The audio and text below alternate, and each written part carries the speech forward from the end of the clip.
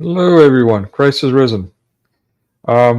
We will be joined shortly by Patriotic Christian. Right on cue. Is it working? Please say hello. Christ is risen. It's working. We can hear you. Can you hear us? Yes. This bloody. All right. I guess he can't hear us. All right. Bless his heart. He's having some tech issues, of course. No worries. That's why we don't jam microchips into our brains. At any rate, so we decided to do another stream on this Sunday. It is the I always get it confused. I want to say the rising of Lazarus, but it's not. It is the paralytic at Bethesda that some Christians around the world are celebrating today. Both are my favorite parables. They're both, let's say, similar in nature, and they're both quite relevant into what's going on today. All right, can you hear us now, Patriotic Christian? Nope. Okay. Bless his heart. Okay.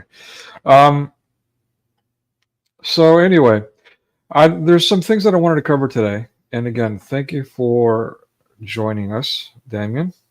And give the gospel. You guys are awesome. Things that I wanted to stand on, the theme I wanted to focus on today was on repentance and the power of repentance. Of course, on faith and on love, as the popular scene from the movie The Princess Bride goes, wow, wow, what is love? So yeah, we're going to talk about that. I'm going to share 3 quite profound stories with you. One of them is very personal to me, and we'll explore that. Okay, yeah. So he's having some tech issues. Patriarch Christian, no worries. If you can get those worked out, cool. If not, maybe blessed.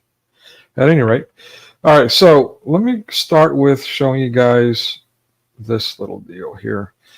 Here we go. And this is from Islamic origins. He's one that I like to follow.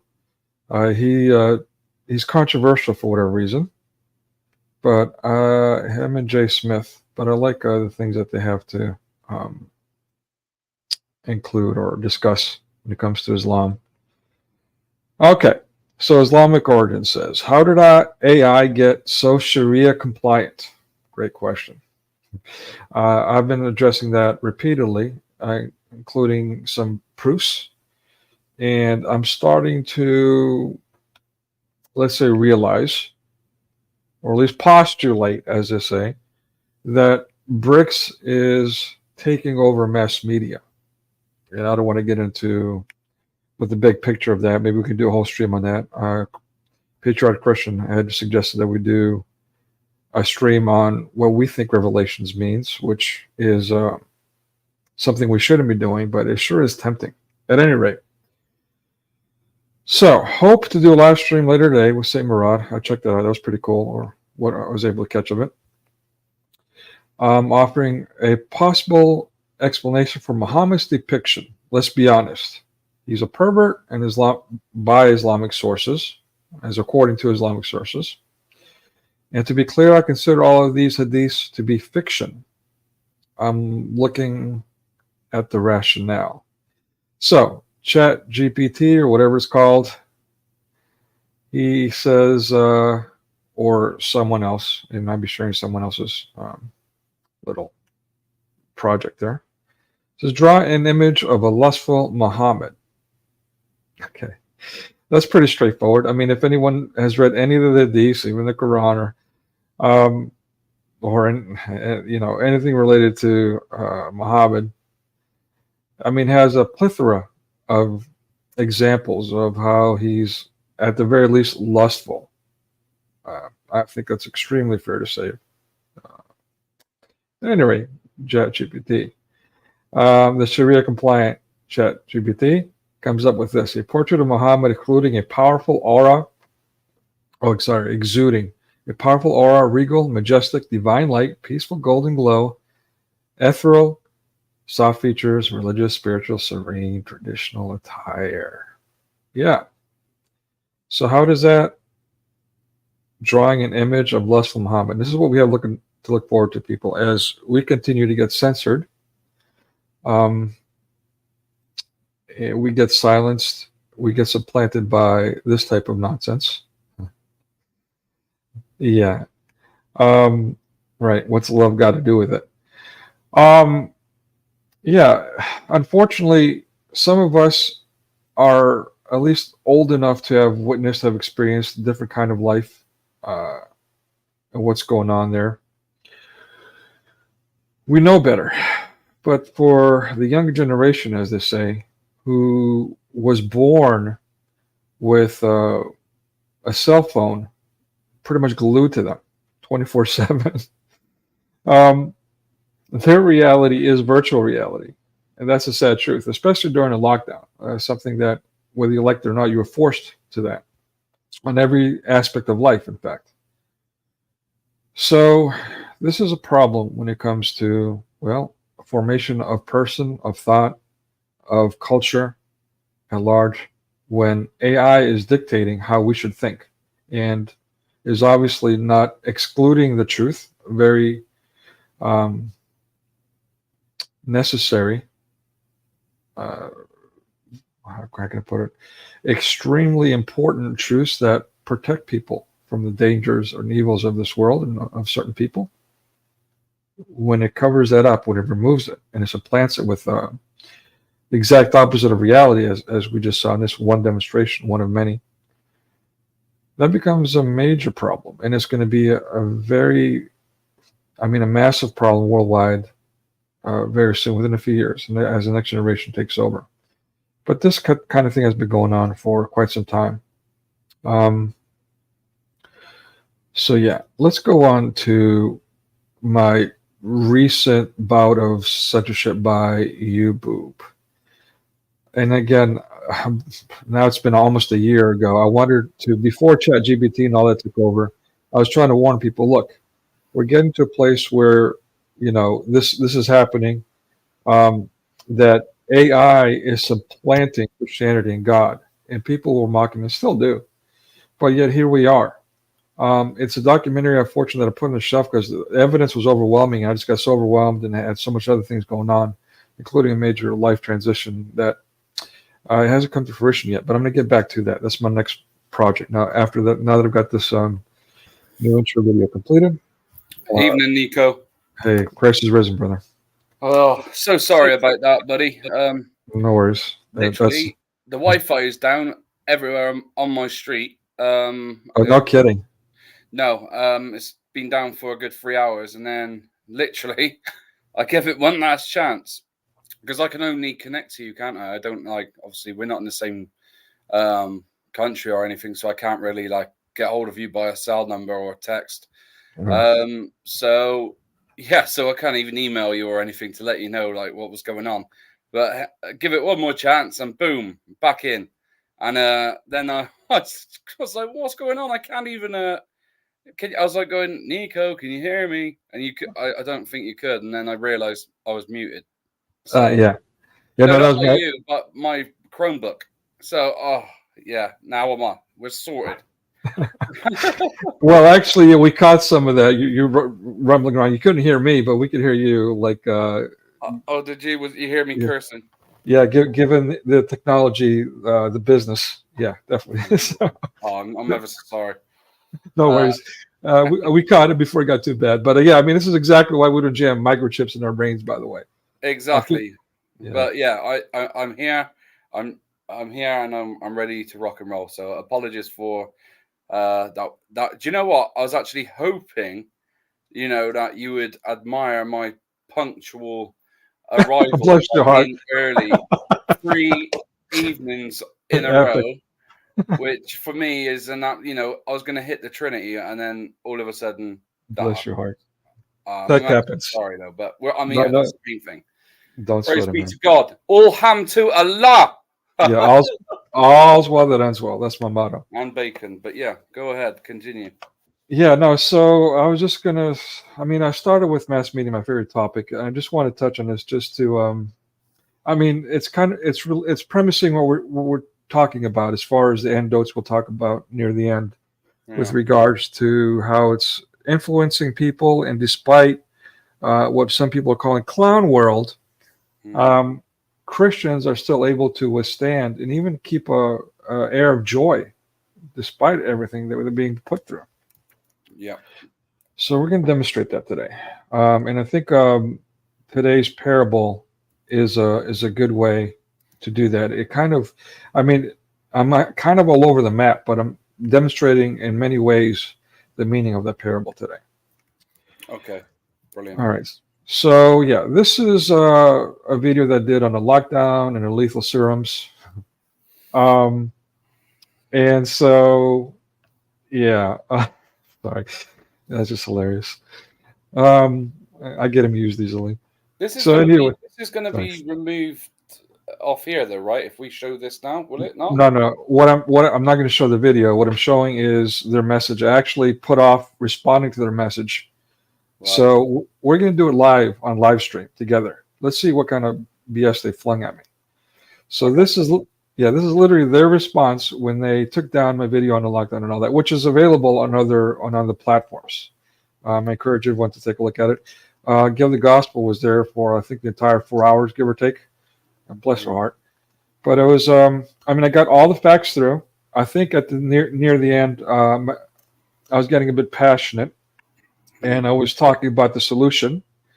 I was wondering how, after World War II, because of what the Third Reich did with people, not only the Jews, but people in general, all these chemical experimentations and whatnot. And the response to that was the international community having the trials. So I was wondering, where's the Nuremberg 2.0 in lieu of all the court cases and the government investigations and people held accountable for these lethal serums? Yeah. And all the disinformation and censorship and all that. Well, there was supposed to be a full investigation, so say here in the UK, which never happened. Well, I'm hearing, according to some internet sources, in Canada, Trudeau's in some trouble. In the U.S., there have been civil cases that again, these get covered up. But you go into other platforms where the common Nazi pagans are not controlling everything through their excuse AI. You get the facts, and you see that these court cases are being succeeding, and people are continuing this fight, despite all the distractions like Ukraine, Russia, Israel, Malikia, all these things. So, yeah, I mean, at any rate, I don't want to get onto the topic of COVID. I'm really just trying to demonstrate, the censorship and how that's a real thing and all that. I guess this is a bit of a tangent. Well, yeah, the freedom of speech that's no longer free. Right. I mean, that's the other thing. This is definitely, including with Facebook, which never really got held accountable for anything. It's like it became more powerful. But yeah, they were a public utility officially, and by law, they were supposed to be held accountable. And the person that's supposed to be held accountable, DeSantis, his government actually passed or set legal precedents to protect algorithms, AI's algorithms. So, as the guy supposed to be the champion of helping us in that, is actually through the back door legally giving them absolute protection. Yeah, it's naughty, isn't it? Yeah, that's what you call a politician. Well, we're taking part next week. Next Saturday, I'm going to London to join hopefully tens of thousands of Brits, Iranians, and Israelis in protest to stand up against the establishment. We've had enough. There's going to be plenty of people there, including Tommy Robinson, Katie Hopkins, Lawrence Fox, the actor, Mayor Tusi, who's one of our UK independent news sources. Yeah, I've seen him. Yeah, and many others. So I'll get to be among with them. Luckily, I'll be with the elites, so to speak. Nice. So yeah, I was looking at tickets earlier, which are pretty cheap. I'm 4 hours away from London, so it's a good trek. Oof, But, wow. yeah, I'm going, and I'm making my own costume with an Israeli and a British Union Jack flag. So yeah, I'm going. I'm going in hard, and I'm gonna try and make it look like I'm a knight, but not Saint George, but with a Saint George aspect to it. Does that make sense? We'll have to see it. I can't. It's hard to pick. We'll I'll see have to what see it looks like. Are you live streaming it? Yeah, I will be. Yeah, well, some of it, because Tommy Robinson's hired the biggest TV screen in the world, to show a 90-minute documentary on how the establishment has lied to us. Ooh, this sounds good. This is going to be right outside the government as well, so it's going to be... Boy. But the main problem that we have, because obviously this is also to do with how pro-Hamas supporters are on our streets. We don't want them here. The grooming gangs that he's covered, how Islam is infiltrating the West. He's covering all those topics. So guess what? We've got Antifa. We've got all the socialists, the communists. Well. We've got the Palestinians. Pro-Palestine people. We got the LGBTQ alphabet community. All them are going to be counter-protesting against us. So it's going to be a fun day, Nico. Well, I don't know, brother. I mean, this is since Abradas. This is not what I was planning on discussing today, but since Abradas here with this intro, I was actually really killing time. But anyway, maybe blessed. Yeah. So since we're on the topic, I mentioned this a couple times during yesterday's stream, and I've got to say, again, what I'm seeing through mass media messaging and what people are being pushed toward is exactly a civil war. I don't think this is for me, this is not a winning moment, but rather people doing exactly what they then want us to do. Oh, it's inevitable. That's inevitable. That's going to. It's a matter of when, not if. Now, right? Especially here.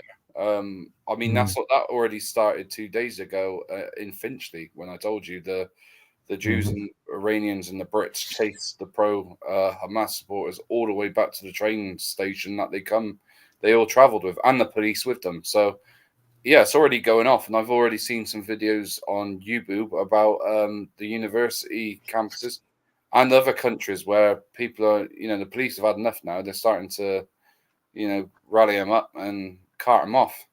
I've had enough. Everyone has. Epic. And thank you for saying YouBoob. Yeah, well, I copied it from you now. I know. It might catch. We'll see what happens. Anyway, yeah, man. So, yeah, I just, and you're right. I agree with you that it's inevitable regardless of what we do. Even if we don't do anything, them will still fabricate it and put their own people to do this revolution. But Well, here's what, would you a good fight anyway? yeah. I mean, look, at the end of the day, again, I don't want to sound cheesy, but I mean, I'm sorry. I truly believe at the end of the day, the solution is Christ. He's going to come. He's going to do exactly what Revelations says he's going to do, and I think it's becoming more and more evident. And I agree that we do need to do something. I just don't think that giving them what they want, a civil war, is a solution, but it's rather exactly what they want. And this will give them the excuse to take things to the next phase, which will be a police state across the board, just like during the lockdown, with microchipping so they can keep track of everything and force us because we're running out of food that they're destroying, actively destroying for years now, to, hey, we're going to take care of you. You just need the chip. So I could be wrong. I hope I'm wrong, but that's where I see say that, because I've seen a video not so long back where they were showing the size of vegetables and other products that you could grow in fields compared to the size of them now, and the colors and the shapes.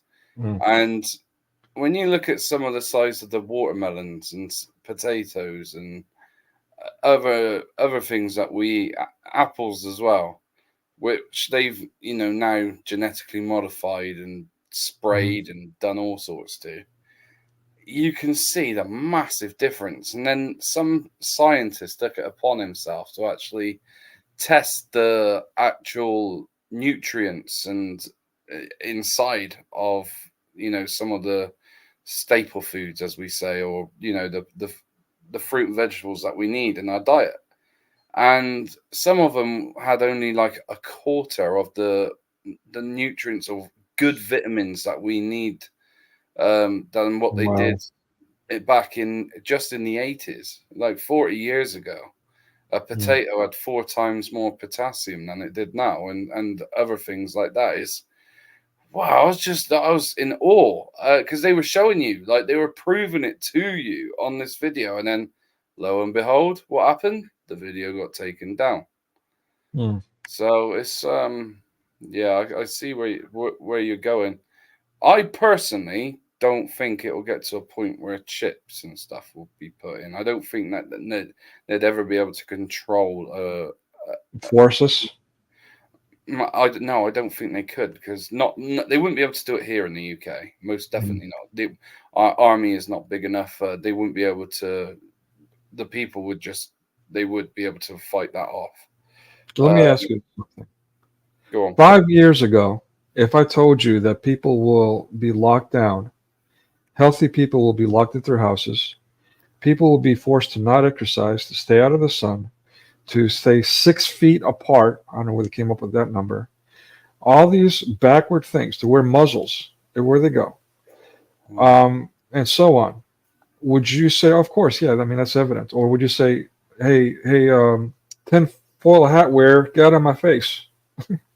Well, yeah, but that being said, that's happened now. And imagine if they did it again now. Do you think everyone would listen now? Yeah, but see, that's what. Yeah, this isn't the same though. They're the tinfoil hat wearing Christians, the fanaticals, the dangerous ones that have been warning about microchipping for a while, and it has been implemented in America. It's been implemented before the lockdown with the early adopters, and they were bragging about it. In some northern European countries, they have people that are microchipped that can literally now use their microchip in their hand to scan and pay for things, and they're proud of that. I think, I think more along the lines of it'll be like the chip-ins will be like a voluntary thing, but I believe that as in regards to cash, that will definitely be a digital currency soon. Well, they're already, the ECHR have already started speaking about that, so that will be a global thing. They're already doing it in South Korea and stuff. So yeah, I think you can get like on your behavior in some places in China. They've done pilot schemes, whereas like if you make sure you put your bins out and you've done recycling and you've done certain things, you haven't jaywalked or whatever that means. I know you guys know what that means too, but I don't. I think it's like walking in the middle of a road when you're not supposed to, isn't it? Is that right? Jaywalking? Yes. Breaking the laws of how you're supposed to walk. Well, we don't have that here, thankfully. Yeah. But yeah, so like you get points, and then they give you money and rewards based on like your behavior. If you get arrested, you lose points, and stuff like that. So that's basically Revelation acting out there. Whether it will get as far as that here, I don't know. People might invest if the left get in charge, then most probably would. But we're Yeah. going way ahead of topic now. Anyway, let's Yeah. move on Let's to leave that what you were for the covering. the Revelation stream. I mean, it's kind of related, and that's my point here. Is we're being silenced when we're trying to warn people of these evil things that are true. Yeah. And up is down, left is right. So at any rate, let's do a little experiment together. Again, I was by YouBoob censored for sharing facts. I did get emotional near the end, again, talking about Nuremberg 2.0 and where is it. I don't know why they flagged me. I haven't looked on this. I've been saving it for a live stream. So here we are. Let's take a look at it together. This video has been removed for violating YouTube's community guidelines. Community guidelines. In other words, what? The green agenda or what? What is that? Okay. It says, review and issue when will 2 weeks to flatten the curve ever end? That was the title of the live stream that I did. And I encourage you to take a look at it. It's filled with nothing but facts from people that were actually involved in creating the lethal serums, the PCR test, the inventor of that, the fiber stuff that's being found in arteries by morticians and all that, Dr. Jane Ruby and her work, just a plethora of scientists, the guys from California, and in the middle of that's when things, I mean, those guys were blowing it up, and they were doing it at the 2 to 3 months in the lockdown. They coming out with scientific facts, and they were treated like public enemy. And apparently that's, it might have been that video when I was sharing those facts. But you see those facts, especially in retrospect, and it's like, holy smokes, where are the criminal charges? At any rate. All right, so there may be an issue with your content. We found something that may violate YouTube's guidelines to help keep the community safe. Oh my God, talk about backward. We've removed it. Liars! You friggin' liars! Sorry. I'll burst a little bit while I'm reading this BS. All right. In the next 2 steps, we'll ask you to take a look at your content and the policy. And I've been through this before. They're extremely vague. And just like Muslims, by the way, lo and behold, you have no idea what the hell they're talking about. And that's by design. So you can't have a dialogue with them. You can't really do anything, have any real progress. If you'd like to appeal, we'll be happy to review your content again. Here's how it impacts your content. Strike added. They also removed any quote unquote privileges I've had. And I've been shadow banned, ghosted, and all these things for a couple of years now, since the very beginning. No doubt they've been keeping tabs on me too. I could be wrong. I don't know. Anyway, 1 strike. This content can't be viewed on YouTube. Yep. So they deleted it. So yeah, you have 1 strike. You won't be able to upload content, post, or live stream for a week. That has already passed. Your full privileges will be restored automatically after 1 week. Oh, okay. So they restored it. I haven't seen them. We want, because I still can't pin messages and things like that, which doesn't seem like a big deal, but all these little things help. We want to help you avoid getting another strike since whatever, blah, blah, blah. Okay, let's begin the review. Take a look at your content, keeping policies in mind. We listed any problems we found. Oh, okay, so they're a little, this is actually more thorough than the last one. But make sure your content follows all policies, not just ones identified. Am I boring folks with this? Should we just move on? No, carry on. Yeah, it just take a while to load up. Let's just read. What to look for. Medical misinformation. Up your lion faces. Medical misinformation. The stuff is I had 4 hours of proof how the misinformation comes from YouBoob, Snopes, and the dislike. The people who are hiding dislike, by the way, because they don't want the truth out. The medical misinformation and fascism comes from these commie Nazi pagans. So it's insane. I mean, this is more disturbing to me than the Muslims. Well, the Muslims are as deplorable as they are, especially the Taoists, for speaking the exact opposite of truth. These people are even worse in my experiences. All right. Content poses that serious risk of egregious harm by spreading medical misinformation about currently administered vaccines. Who said anything about currently administered vaccines? Those lying. All right, sorry. Vaccines that are approved, and by the way, I didn't mention anything about the current.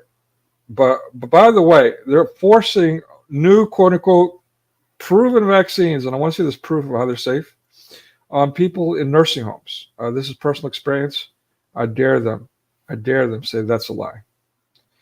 Love to sue these vile scum. Anyway, are approved and confirmed to be safe and effective by local health authorities, and the World Health Organization isn't allowed on YouTube. Why not? Because it's a Nazi, commie, pagan org?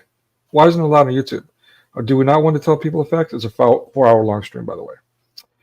Okay, so how do I guess I press play. I mean, what are we watching, 4 hours? All right, hold on. So I don't know why. Again, this is vague. What am I supposed to watch? Yeah, they're trying to say that all the 4 hours was a lie. Yeah, it's. I think they've just took a glance, or I reckon that they've monitored a couple of the words that you've said, or it's come up, or someone has made a complaint. Someone that's viewed has made a complaint, and then with that, they've just gone ahead, took about a 5-minute clip to watch, and then said, "Yeah, let's remove it. It don't go against. It doesn't, correlate with our narrative." Right. So, okay. Yeah. And that's the other problem. That's how communism works. When you have neighbors policing each other, they're Nazism. So that's why I call them commie Nazis. And pagans, because, well, the pagan part is evident. Yeah. They're basically policing each other. You have people that are yeah. I mean, this is just frustrating, man. Let me just get out of this, because I'm not gonna be able to control my emotions going through this, obviously. Let's spare people of all my cursing and my angry rants. So let's move on to the next thing.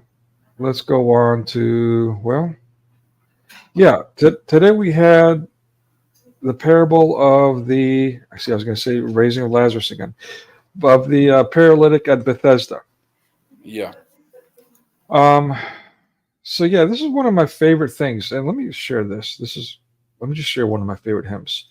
I haven't seen Dragon in a while. I think Dragon has boycotted me, but we had a little exchange about this, and I couldn't quite understand why.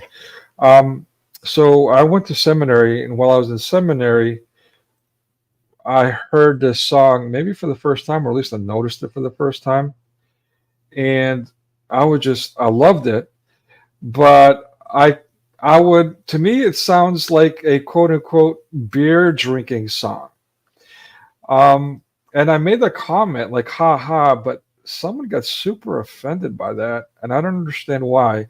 I guess I don't know, but you tell me, does this sound like something that's, well, let me use the word koinonia. Let me put this in chat. Koinonia. Now, this is arguably technically a Greek word, but it's also an English word. If you guys don't know what that means, I encourage you to look it up. You're going to kind of take a glimpse at one aspect of koinonia right now.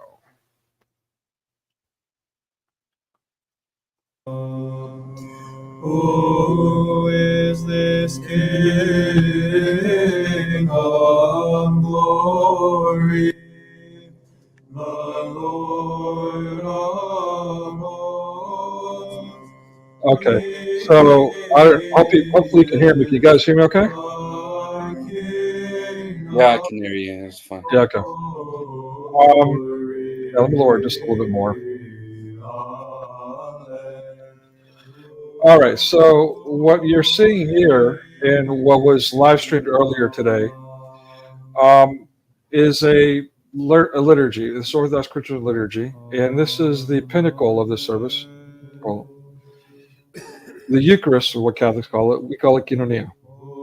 Give thanks unto the Lord, for he is good. Alleluia. For his mercy endureth forever. Alleluia. Oh, give thanks unto the God of gods. Alleluia. For his mercy endureth forever. Alleluia. Give thanks unto the Lord of lords. Alleluia. For his mercy endureth. All right. So I just I wanted to show that. I want to share the song and explain what Koinonia means in full. With hopefully I do it some justice. But it's not just the Eucharist. If you've looked it up, if you've taken a moment to look it up, you'll see that it is literally what Christ says is the two greatest gospels, which all the law hangs on. The two greatest gospels, which all the law hangs on. Everyone knows this by heart if you're Christian. Even if you're not Christian, you might know this. What are the two greatest laws that all the law hangs on? Love God with all your being. Again, I'm paraphrasing there. And love your neighbors as you should love yourself. Again, this is not talking about egoism. It's talking about having self-respect too, which we see these days is a problem, especially with people committing suicide.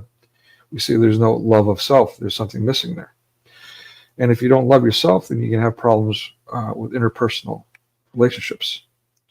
So Koinonia is encompassing not only the mystical supper, as we call it, but it also talks about our relationship with each other, amen, and our relationship with God. All that is wrapped into Koinonia. And that's what we're going to be exploring today through our stories that we'll talk about, and also the parable of the paralytic. I find it fascinating, and I love this story. By the way, it's quite powerful. It's something that speaks to me on a very personal level. So when Christ visits Bethesda, and we have the annual miracle of the stirring of the waters. Every year, the angel comes and he stirs the waters, and then someone is healed. The first person who enters is healed. That is the Judaic tradition. And by the way, there's a Bethesda, Pennsylvania. There's also a Lebanon, Pennsylvania, not too far away from that. It's near the capital of Pennsylvania. In between Philly, the poorest city in America, and the capital of Pennsylvania. Now, in this area, in a community called Paradise, or town called Paradise, there was an incident, and we'll talk about that. But there's also a miraculous icon there. I know some people denounce that. Some people do so passionately. I think that's tragic. We talked about the two laws that all of the laws hang on, the two commandments, all the laws hang on. There's also a greatest sin. Anyone have any idea what the greatest sin is? I used to think it's one thing, but I've since then realized it's something else. So those are the two greatest commandments. Anyone in chat want to take a shot at what the greatest sin is? Some believe that it is suicide. And, that's not, in essence, you can't argue that, against that. But technically, the greatest sin is blaspheming the Holy Spirit. Blaspheming the Holy Spirit. What happens when you blaspheme the Holy Spirit? Pulp Fiction, as much as I dislike Quentin Tarantino, and the movie's theology and the movie itself, Pulp Fiction, actually does a very good job demonstrating what happens when you blaspheme the Holy Spirit. The Bible calls it a state of disbelief, a condemnation within itself. So let's say someone is in a state of disbelief and they just, you're just going to brush off anything that happens. Even if God moves a mountain for them, it doesn't matter. You can, in essence, tie God's hands. It doesn't matter what God does for you. If you're just adamant that you're going to deny it, like the Muslims do, by the way, and the mass media monies, the atheists, the agnostics, the anti-Christians, all they have the same anti-Christian spirit, and they do the same thing. They denounce the Holy Spirit. And look at the state that they live in. Look at the Middle East. It's a mess. It's a entire region, a global region of that's ghetto, absolute ghetto. Look at the life of the self-destruction that the mass media monies, anti-Christians, what some call libtards, what they have, what they're trying to lead others into, because misery loves company. The fox without his tail kind of thing. So, yeah, I'm getting preachy here, but I'm just trying to explain the parable today, and it's fascinating how Christ comes on scene on this annual moment where many flock to get healed, because they were waiting for the angel to come to stir the waters, and so they could be the first to get in and be blessed with a healing. That is faith. That's wonderful. But Christ comes along, and there's a paralytic on a bed, and it's like nobody's helping him out. Oh, they're too busy trying to get theirs. They want to get theirs first, right? So forget the paralytic. And Christ, instead of asking someone to help him, instead of saying, hey, you know what's wrong with you people? Why are you being selfish? Why don't you help this person? Or anything of that sort. He doesn't even put hands on him to heal him or anything like that. He simply says, pick up your bed and walk. Rise, pick up your bed and walk. And the man, through his faith, listens to the Messiah, a paralytic, and rises and picks up his bed and carries it away. Hallelujah. There's a major lesson to be learned there, a lot. But let's take a look at some of the examples here. Okay. So let's take a look at an incident it's called Nickel Mines. And this is an incident, this parish that I'm showing you today, there's a reason I showed you this parish. This priest actually talked about this incident today during his sermon. Have you heard about any chance by the Nickel Mines shooting in, I think it was in 2006? No. No, okay. So this was a mass shooting that was done in a school, but not in a public school. It was done in an Amish community. That's probably why it didn't get global mass coverage, because it was yet another shooting of Christians. Right. So, okay. Something we're all too used to now. Yeah, but yeah, now it's quite in the open. You're right. Now it's just before it was. It was hidden, like it was a covert. Yeah, but now it's quite overt. So yeah, let's take a look at. I don't want to look at any specific articles. There's a lot of different articles that were done on this. Let's make it bigger so you can see. So there was 5 students that were killed. There was about a dozen students, young girls, in the school, this Amish school. Where do I have the picture at? I had a picture of this, but it was in the thumbnail. That's why. Yeah, so the pic in the thumbnail on the right, it's basically that school. It's quite tragic when you see how humble this community is. And what was their response? Did they call for appropriations? Did they, demand justice? Get your knee off my neck, don't breathe, or any of this other garbage? Can I just mention something as well? Please.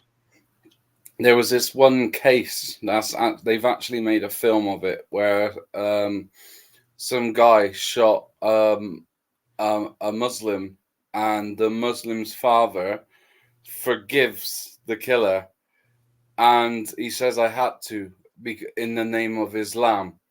And apparently, and then they made so many news reports about how moving it was to see some religion actually being practiced out by someone for once, and that how amazing it is now to hear something good about the Muslims instead of bad news from the right wing.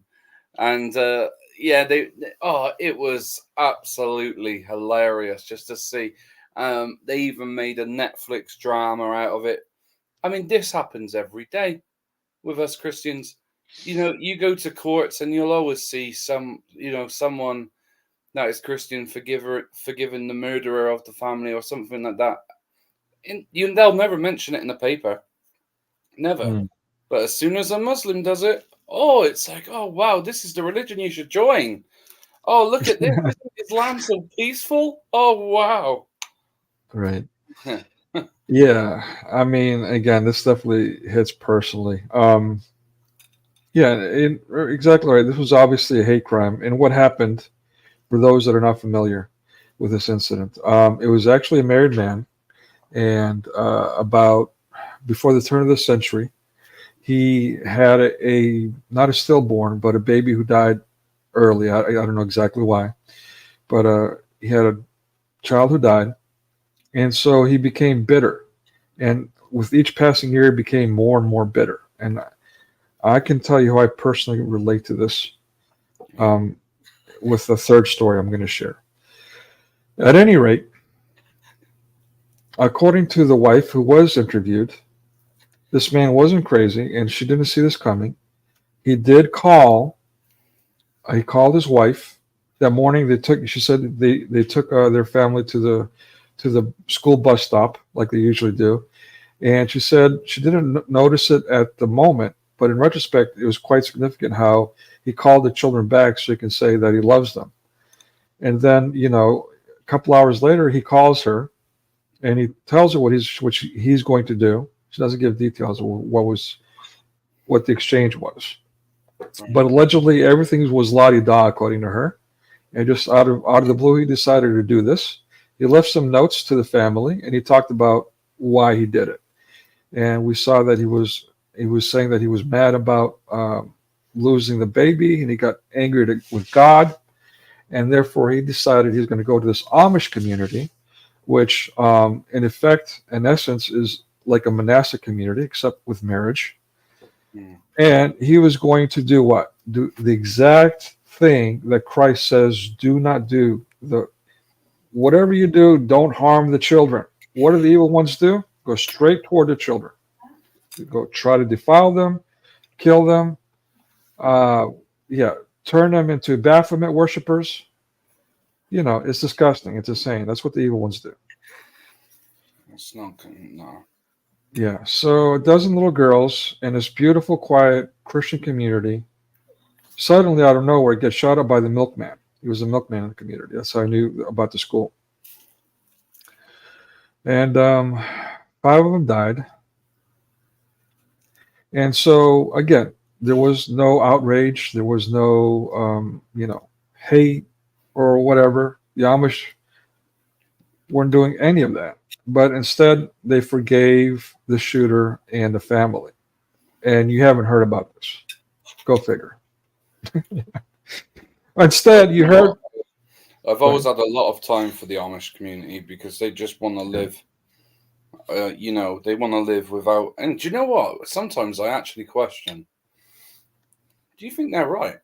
Because the way they live, very honorable, hasn't changed. It's very traditional. It's very Christ-like. It's, especially when you see the state of what TVs, mobile phones, consoles do to children and adults nowadays. Right. Do you not think that maybe they were right in a way? Yeah. Stay away from it. Yeah, but instead you have I can't remember the networks, cable networks that were paying some of them to come out and go do things like modeling and so on to be quote a normal life and exploit that and portray them a certain way. And other ones like the Amish Mafia was another reality show thing that they did. I mean, it was just it was as Francis says, it was cringe. Cringe the nonsense that they fabricate just to slander Christianity. They go out of the way. They hide things that are helpful, like the stream that I did. Treat you like enemies of the state when you try to help others. Slander you, label you a certain way, the exact opposite of reality. And instead of that, they supplant the righteousness with all this evil. Yeah, I'm supposed to be doing an uplifting stream, but I'm doing nothing but complaining about today. But I do want to say maybe I should have more of a quote unquote open mind and quote think myself positive and end quote. Right, the power of positivity, mind over matter. Anyway, maybe less, huh? So yeah, that's the Amish community. So again, we started with the Quinonia, one of my favorite hymns that they sing during Quinonia. Let's hear it again. Do I still have that up? No, it's not. Yeah, let me put that up so you guys can I listen to the words that are being hymned during this chant while people are partaking of the mystical supper.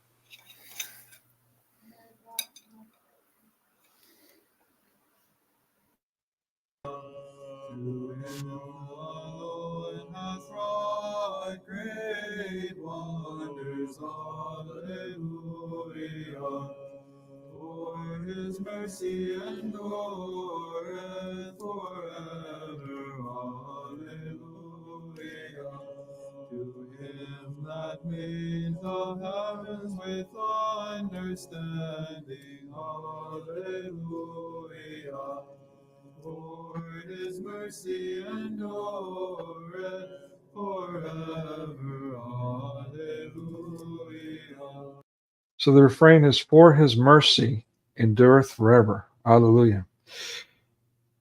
Anyone who knows me at any personal level knows you got to be quite patient. Isn't that right, patriotic Christian? I'm quite the control freak. I'm quite hard, difficult person to deal with. So my putting my character personality flaws out there, not to mention all the sin that I do, all the backsliding, as the Protestants say, and all these things.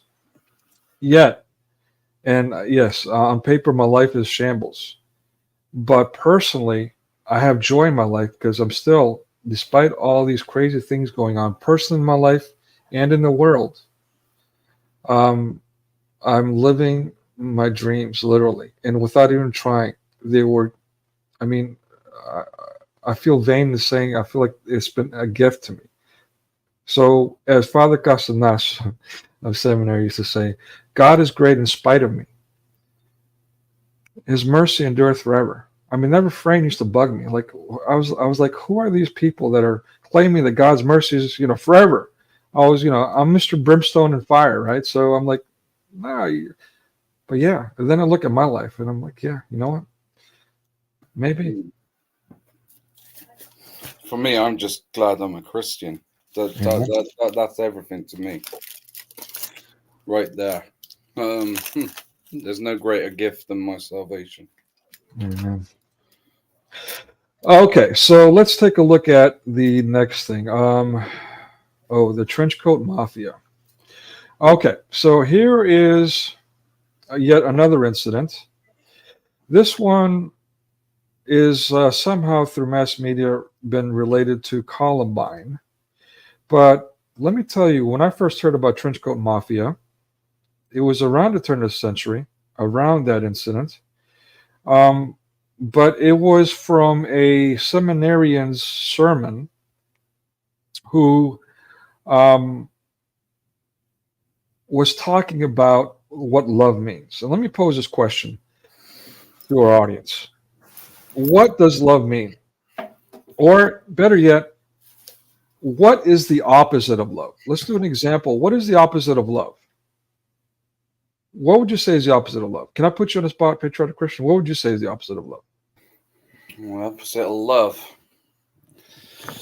Evil. Evil. Okay, good one. Anyone else in the chat? Opposite of love. Before I tell you what the seminarian says the opposite of love is, as according to the church fathers, by the way. Nobody else wants to take a shot. All right. Nobody wants to fail the test. No problem. All right. What he was saying, in retrospect, I agree with him 1,000%, and we're going to demonstrate this today. He says the opposite of love is not hate. He says, if you said hate, and I was excited because I knew the answer was hate, but no, he says it's not hate. It's apathy. Apathy. Apathy is the opposite of love. Let's think about that for a second. Okay. Apathy is the opposite of love. What was happening with the paralytic at Bethesda? There's a man that he's paralyzed. He's got his bed some distance from the pool, waiting for the waters to stir. Nobody's helping him. Mm. But he was the one that ends up getting healed. Amen. Glory. See what? In spite of everything, Jesus Christ is glorious. But what about his fellow Jews? Were they showing compassion? Were they showing him love? Were they showing him charity? No, they all left him to his own devices and worried about themselves. Yeah, I'm gonna get mine. It's your problem, yo. Yeah. So yeah, the apathy there was obviously an absence of love, and quite. I mean, every time I hear that story, it's like, man, that's horrible. And how glorious! Not only was Jesus Christ by doing what he did, by empowering that person through because of his faith, commanding him to just stand up and walk and carry your own bed. I mean, every time I think about that, I can't help but get choked up a little bit because it's just so powerful, and it's so much relates to my life and my times when I'm just overwhelmed with all these obstacles, and I just want to crawl into bed and hide forever. You know, I think of this story, and I'm like, you know what? I've got to keep on going. I just gotta keep on going. I gotta have my faith. Yeah. So yeah, let's take a look at this incident now with that in mind. Here we go. Okay. So this Trenchcoat Mafia thing. Now, in this person's sermon, he gave us an example of how the opposite of love is apathy by telling us about a Trenchcoat Mafia mass shooting that was thwarted by a loving teacher. He demonstrated that through love, a massacre was prevented. And what happened? So there were a couple of girls that were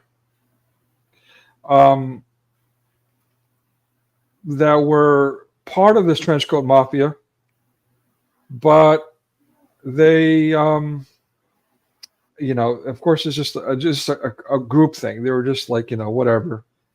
But when those guys were planning on doing a school shooting because they're goth and they're, whatever, they're just, giving it to the evil one, and they're listening to their whatever kind of music and so on, and they want to show these evil Christians, as according to mass media.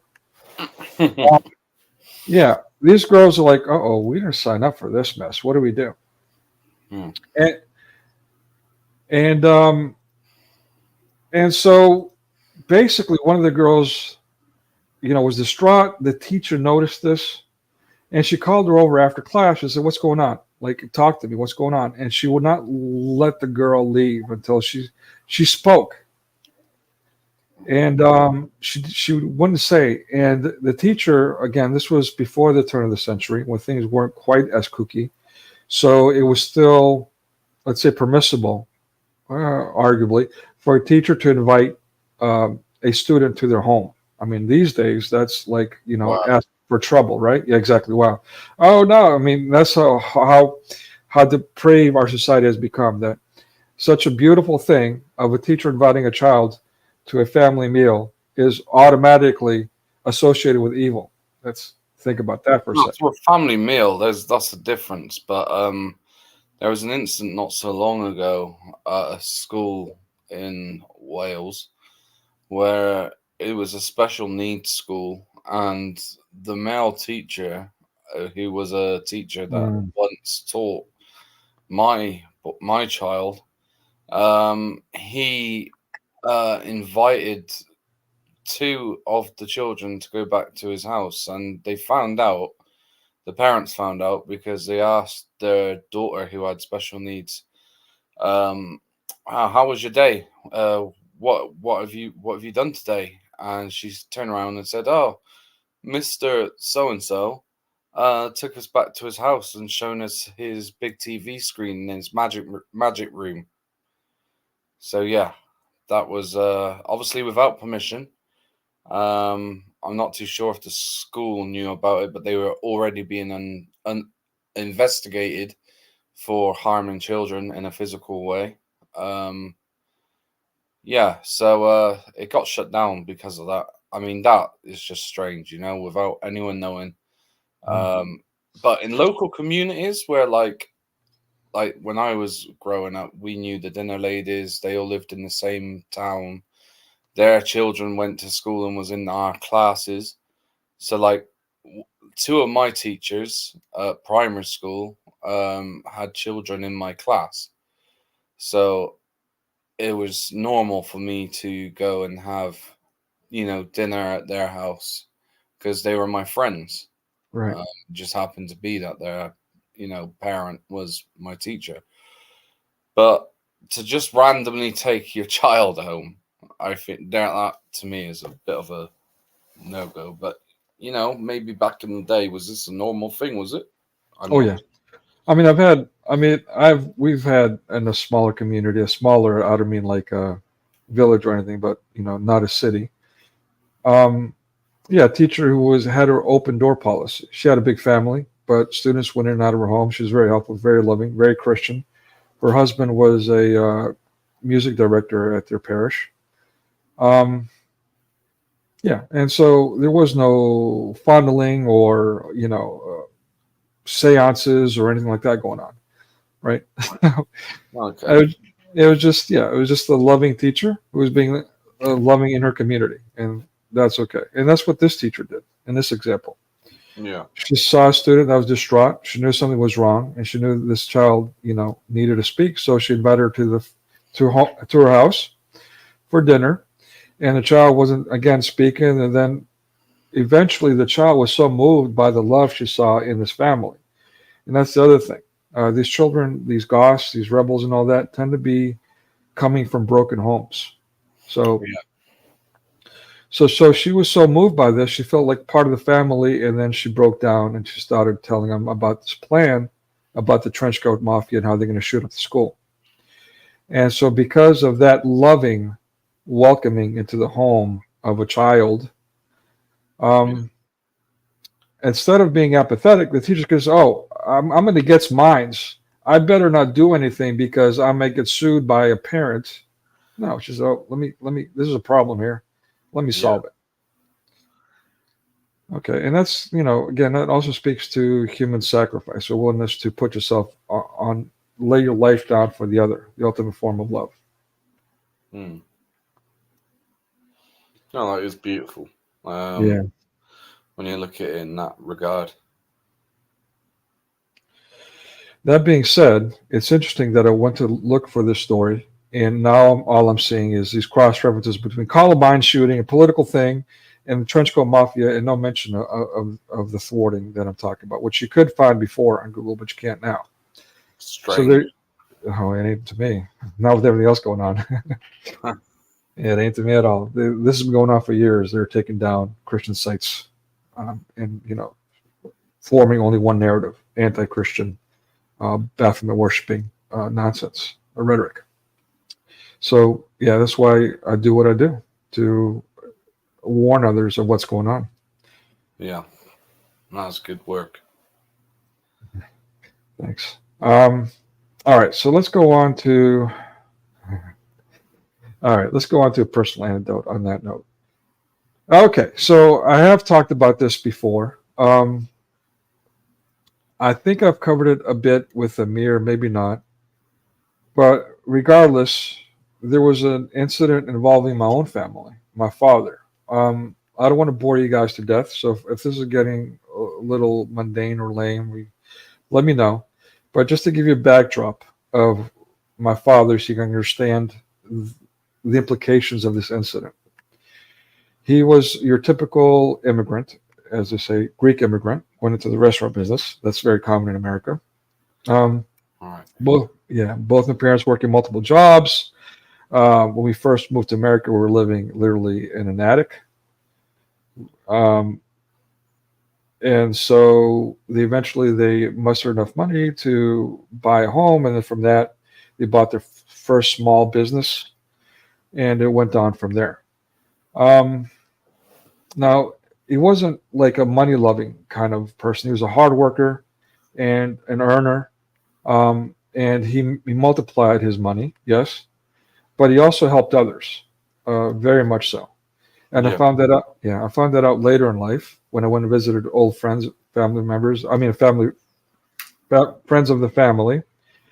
And my mother, everybody considers my mother to be a saint, and I'm sounding vain right now, but trust me, if you met the woman, you would understand. Mhm. Everybody considers that, and literally use the word saint, which to me is kind of embarrassing. Like it's like, oof, it's overkill. But when you get to know her, it's like, wow, I kind of get it. Yeah. So when I was visiting these people, I was expecting everyone to talk about her, but instead they were talking about my father and how wonderful he was and how much he helped them, and give him greetings from us, and Nick, whatever you need, that kind of thing, right? So I was like, wow, and that was very powerful for me. And then, in retrospect, he's also provided for his children. We worked hard, but we didn't want, as they say, we weren't rich, but we didn't want either. Yeah. Yeah, I don't want to get off into many tangents, but yeah. So then there was that. So what happens around the turn of the century? Around the turn of the century, you guys might remember the Y2K scare. So there was all this doomer prepping going on because of the Y2K, and the computers are going to die, and our livelihoods depend on our computers. Even before the internet was a real thing or a permanent part of the culture, and all this stuff, all this nonsense. And it was nonsense, but so many people bought into it. I hate to admit, I bought into it myself to some degree. But then I was like, sorry? There's lots of prepping now and prep channels that have recently opened up that I've seen and been part of. Some of it makes me laugh with what they talk about. It's absolutely hilarious, but some bits they're spot on with. Yeah. Yeah, I'm not saying, I'm not an anti-prepper or anything like that. I mean, again, the scripture addresses that, storing up for yourselves and that kind of thing, but at the same time, you have to earn your bread. You have to be active. You do have to. I mean, faith without works is dead. That kind of thing. But I don't want to take that out of context. I mean, but yeah, when we look at Koinonia, what we were starting with, certainly preparing for what's being thrown at us is a good idea, especially in the spirit of Koinonia, of, as the Great Commandment says, love each other as you should love yourself. Yeah. So my father, all these things helped all these people around the turn of the century. So also what happens in America, the big event, there was a Y2K, and then immediately after that, we had about a decade of no-fly zones and not tariffs. What do you call it? When you don't allow trade to a country, economic embargoes on Iraq. Yeah, I can't remember the name of it now, but I know what you're talking about. Yeah. And then the UN was in there investigating all the palaces, Saddam Hussein's palaces, and so on and so forth. I'm not, an apologist for Saddam Hussein or Islam or Iraq or to any degree.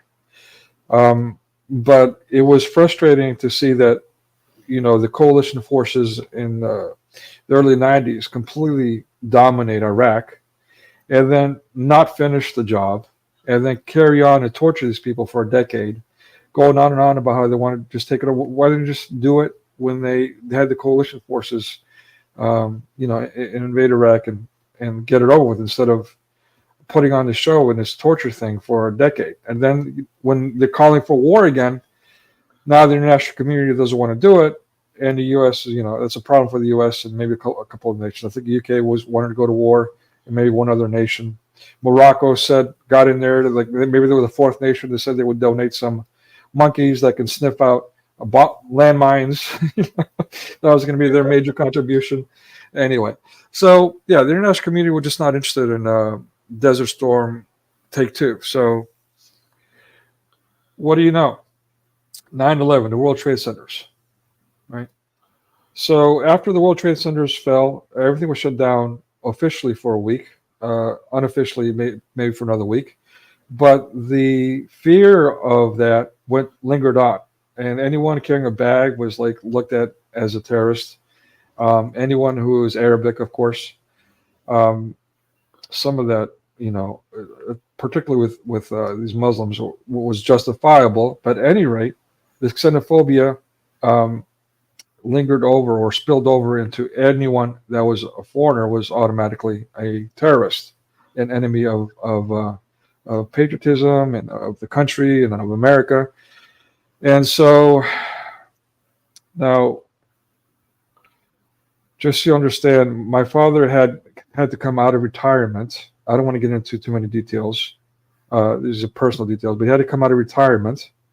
Let's say for insurance reasons, that they wouldn't cover him because he was a smoker. And so because of medical bills, he felt like he needed to come out of insurance and out of retirement. He made this dream restaurant. They wouldn't incorporate his restaurant because incorporation laws were changed because of Trump. So they wouldn't give him this kind of protection they usually give him. And so he had to put everything he personally owned up as for collateral. And when the xenophobia hit, this restaurant now was suffering. A multi-million-dollar restaurant, by the way. And so, yeah, and then what happens? Well, this person, my father, let me go back now. Some of the restaurants that he had established were in the quote-unquote South, where there was a lot of racism. This was, going back decades to when racism was a real palpable thing. But yet, as a foreigner, he still hired blacks, and he did this for a long time. The communities that were, the KKK was still alive. Around the 90s, the KKK died, even officially, publicly. At any rate, so after the turn of the century, after the turn of the century, I think I put Patriotic Christian to sleep with my story. I hope I'm not just putting you guys to sleep. No, I'm not. I'm here. I'm listening. I'm listening to you. Oh, my bad. Okay. All right. Sorry. So basically what happens is that, so the xenophobia and all that, turn of the century, Crips were scoping my father out in this multi-million-dollar business in this big community. As in the gang, Crips? Yeah. Right, okay. See, because I'm listening because all this is new to me. I'm not used to all this. Oh, yeah, for the American version of a lifestyle, sorry. So, I was listening to you in detail to, what you were all saying, and it's just because it was personal as well. I was taking everything what you were saying in. Yes, sorry. I thought you, because, all right, my bad. Yeah, shouldn't have. No, that happened once. That won't ever happen again. No worries. Yeah, it's my bad. Yeah, I just heard the breathing. I thought you were, I thought I was going to beat you to the snoring, but my bad. I jumped the gun there. No. At any rate, so so the Crips were scoping him out. He had let's say again, a fancy business. So, but again, the xenophobia played a role, and I'm going to demonstrate what happened. His business was actually next to a hospital, and that was a good thing, it turns out. So what they did was they hid in a dumpster behind the restaurant, a big trash can, and waited for him to do his nightly routine of leaving outside the back door and getting to his vehicle and driving off. So as soon as they see him come out, they pull out their semi-automatic weapons, what in layman's we call it machine guns, but weren't technically machine guns. At any rate, they were stolen semi-automatics, To your And dad. it's, sorry? This was to your dad. Yeah. Well, yeah. The Crips, we're hiding in a dumpster, and they pull out their automatics and they start shooting from a distance. Oh, no. Yeah, and so the bullets, I mean, were, even though they were semi-automatic, they still shred his femur from a distance. So you can imagine the number of bullets they were throwing at him. Yeah, and so basically he falls to the ground. Now his leg is all but, his femur, like I said, is shattered. His leg is all cut up. It's barely attached by skin and some arteries. Oh. Yeah, and he's on the concrete in the middle of the night, at past midnight. It was cold, and they're running up to him, and I was bleeding. I mean, he's bleeding profusely on the cement. And Where were you when this happened? I'm not going to say, but it was one of the restaurants that he had in the South. So that does put things into some perspective. All right. Oh, okay. No. I was wondering, were you present when? Oh, where was I? I was actually in seminary, and that's Satan definitely knows how to push your buttons. By the way, this did become obviously a distraction for me from what I was doing at seminary. I ended up, of course, leaving seminary early to go help the family and the business and all that, which in retrospect might have not been the smartest thing to do, but it is what it is. So, and I know that might sound callous to some people, but if without getting into details of what happened afterward, I can't get into these details. Maybe I'll do a stream about that someday, but there was a lot going on surrounding all this. So there's a reason I said that. Just give me some credit for not being a totally cold bastard by saying that.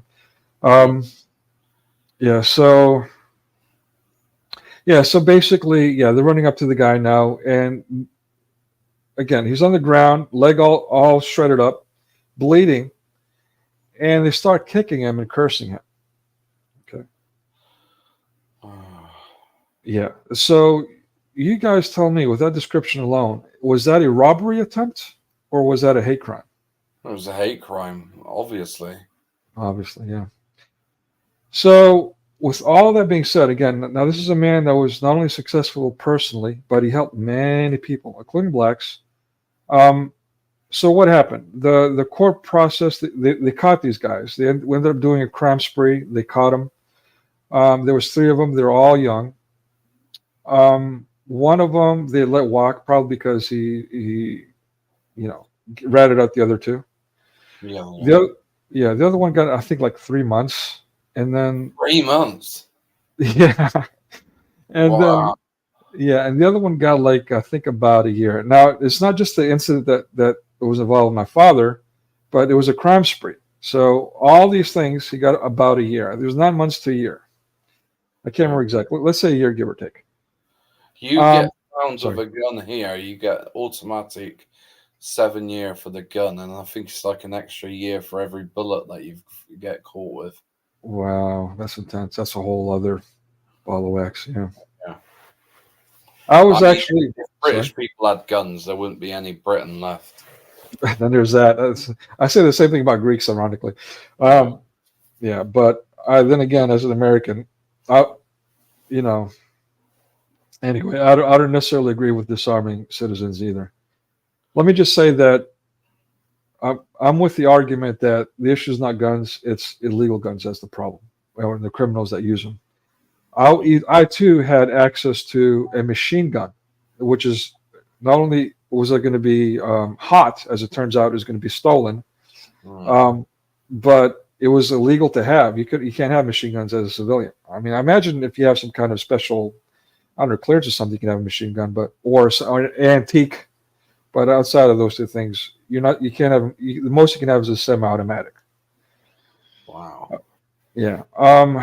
So yeah, someone's going to sell me. That's a whole other story. Woo, we should do a stream on this, by the way. Yeah. But for $500, I could have had a machine gun. So just so you'll know, it's even if you make it illegal, at least in America, it's still accessible, and the kinds of weapons you shouldn't have. Yeah. Basically, thankfully what happened was it was nighttime again. It was past midnight. There was a security guard at the hospital next door, so to speak, that happened to have gone outside for a cigarette break at the moment, and he heard the gunshots. Mm. And so thankfully he runs in, he calls the police, and thankfully my father's right next to the hospital, literally. And so they get him over there quickly. The surgeon that worked on him, just so you'll know, he was a Vietnam vet who was also a medic in the field in Vietnam. Wow. And he said in his entire life, he's never seen that kind of thing, that kind of injury. And he worked on my father for 12 hours, and he said it's a miracle that the man survived it. He called it a miracle. That's amazing. I feel so sorry for your dad, though, because, like, obviously after helping loads of people, and, you know, it's the last thing, but it always does. It happens to the best of people. Things like this always does. Mm. Unfortunately, that's the way it is. And then you know, I think this is even, there's a verse in the Bible that speaks about this. Why is it that, you know, everyone that does evil has got everything, yet all of us who are good, we have nothing? And I can't remember who it was that replied, but you have God. Is that not enough? And, you know, I mean, that to me is beautiful. It's like, I try to remind myself every day, there's lots of things that, you know, I couldn't be one of those that is constantly chasing the next best thing, like the next best car, the next best house, or this. You know, if I wake up in the morning, I'm blessed because I've got another day, another chance, another go at life. And yeah, that to me is everything. Amen. Yeah, and I got to say, when you start developing a relationship with God, you start getting closer to God, He cranks it up. Yeah. So, yeah, then there's that too. So why does bad things happen to good people? Because Satan doesn't rest. That's why. Yeah. So let me just get to the point of the story. I wanted to give you guys all that backdrop so you can understand the significance of this. In the process, just so you'll know, my father lost everything that he owned. Again, there's more to the story, but the long and short of it is that everything was lost one by one. And the man was obviously traumatized. You go through something like that, you're going to be quite traumatized. And so any kind of pop or anything, you start freaking out, right? Yeah. This is a man that helped so many others. Now he was struggling just to, permanent limp, struggling just to take care of himself. It was a difficult thing to watch. Yet, when the court case came around, he got on the stand, and the Perks parents were going on and with all the craziness that you see now that's common these days. Woe is them and how they're victims. And despite all that clown show and all the things that, my father suffered personally and, and so on, he got on the stand and he forgave those men. Yeah, definitely. I mean, did he do that in court? Yeah. Wow. Not only that, here's another kicker. Traumatized. I don't want to tell you how traumatized he was, but he was so traumatized for a while he became a danger to others. He was freaking out at everything, right? That's PTSD, that is. I get right. it. So, yeah, it's not nice. Yeah. So despite all that, we're having Christmas dinner, and we're having Christmas dinner at the restaurant to facilitate more guests. Christmas Day, we're having Christmas dinners, like Christmas afternoon. And outside, we're here, and we look, and it's a couple of black dudes, workers, cleaning the parking lot. Someone's got them working on Christmas Day. Yeah. And so what does my father do? He goes out and he invites them to Christmas dinner with us. Oh, wow. He's off a different level, isn't he?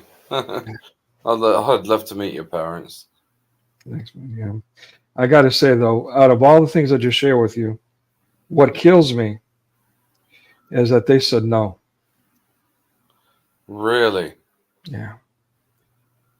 So you tell me, what's worse? What's the opposite of love? Hate or apathy? Apathy. But all's well that ends well. I mean, my father had problems with the church for a while. I'm not going to get into that. Maybe that's yet another stream for another time. But near the end, he became a very church-going person. In fact, one time I went to go visit them, and I'm getting ready. I'm jumping in the shower, getting ready for church, and he's like, "Hurry up, Nick!" I'm like, "All right, I'm hurrying." And by the time we get out of the shower, he's gone. He's not waiting for me. He's not going to be late for church. got his own unique little. I'm gonna be there. I ain't here. My own time. Yeah. So I mean, there was a lot of good things that as strange as that might sound, that came out of that experience, and his coming back to the faith, so to speak, at least going to church and being a pious, prayerful person. Not that he wasn't before, but Yeah. it went to it, as you put it, the next level after that. So that was great to see. That was good. Oh, that's lovely. I mean, well, as you know, I've explained, like, my father is not he's not a Christian. He was baptized as a Catholic in the Catholic Church, but he's more into consciousness and the Rig Vedas and Veda Vedantas, which was, originally written in Sanskrit, the first human language recorded on text. And he has, like, Ramana Maharshi. Have you ever heard of him? No. Yeah, so they're like old mystic Hindu kind of guru type people, if that makes sense. Ramana Maharshi, I've read some books of his. They're absolutely beautiful. But it's all to do with, manifesting your own destiny and breaking out the chain of, karma and life and death. And yeah, it's a strange. I mean, he was obsessed with Buddhism as I was a teenager, in my early teens. There was books of Buddhism everywhere, and he had loads of Buddhism, like, statues and ornaments. But then it was this consciousness kind of topic that he used to go off with. And he says because it relates to the outer body experiences that he has frequently, it makes sense to him. So he reckons everything else is just made up. I wish he just had the open heart to look into things, but he's pretty set in his ways, so it's hard.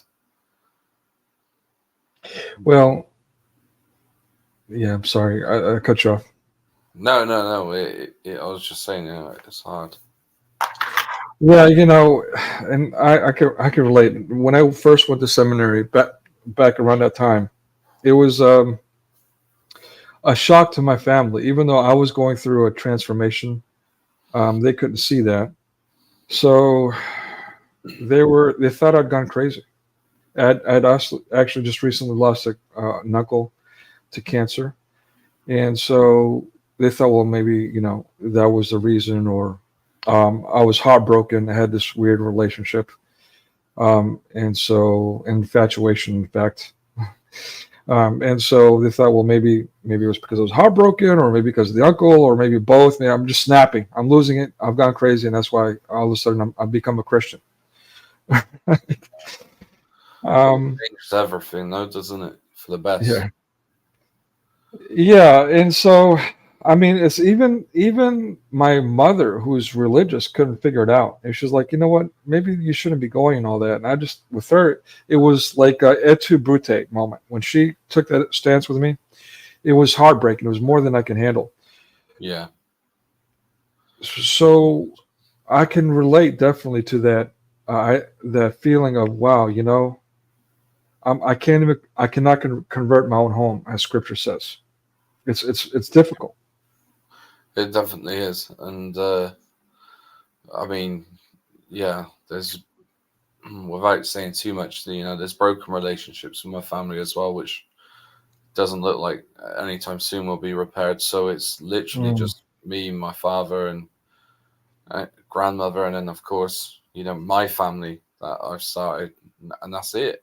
Apart from a few friends, my circle is very small, you know, and I'm the only one that gets to enjoy the fruits of not just Christianity but Orthodox Christianity, and the, you know,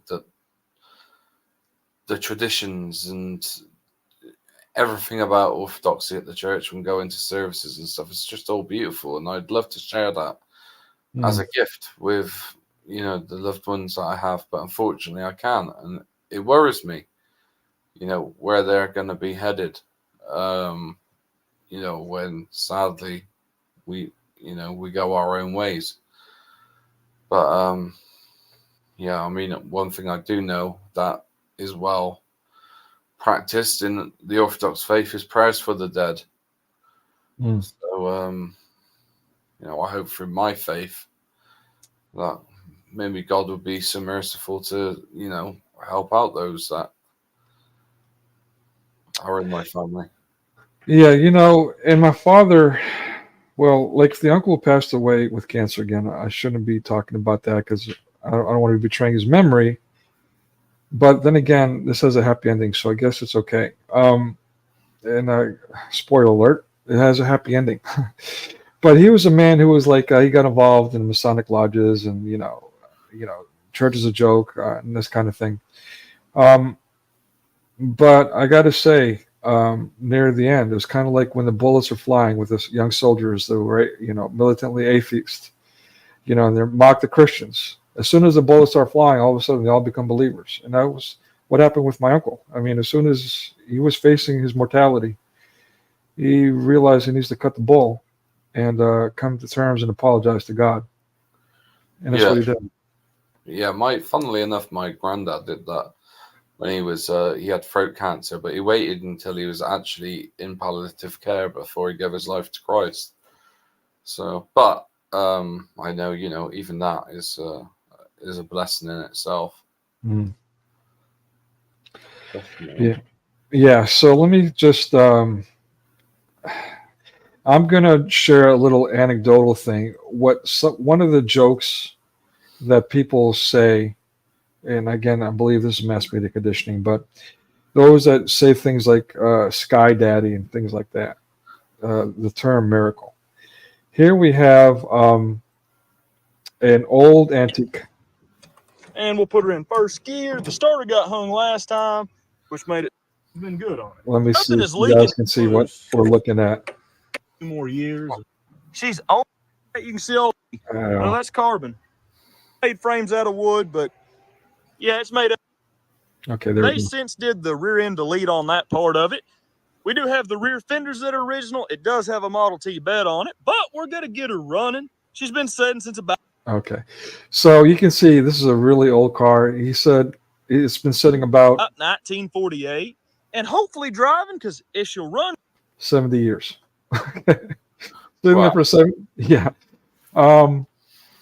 So does this car have a chance in hell of ever running again?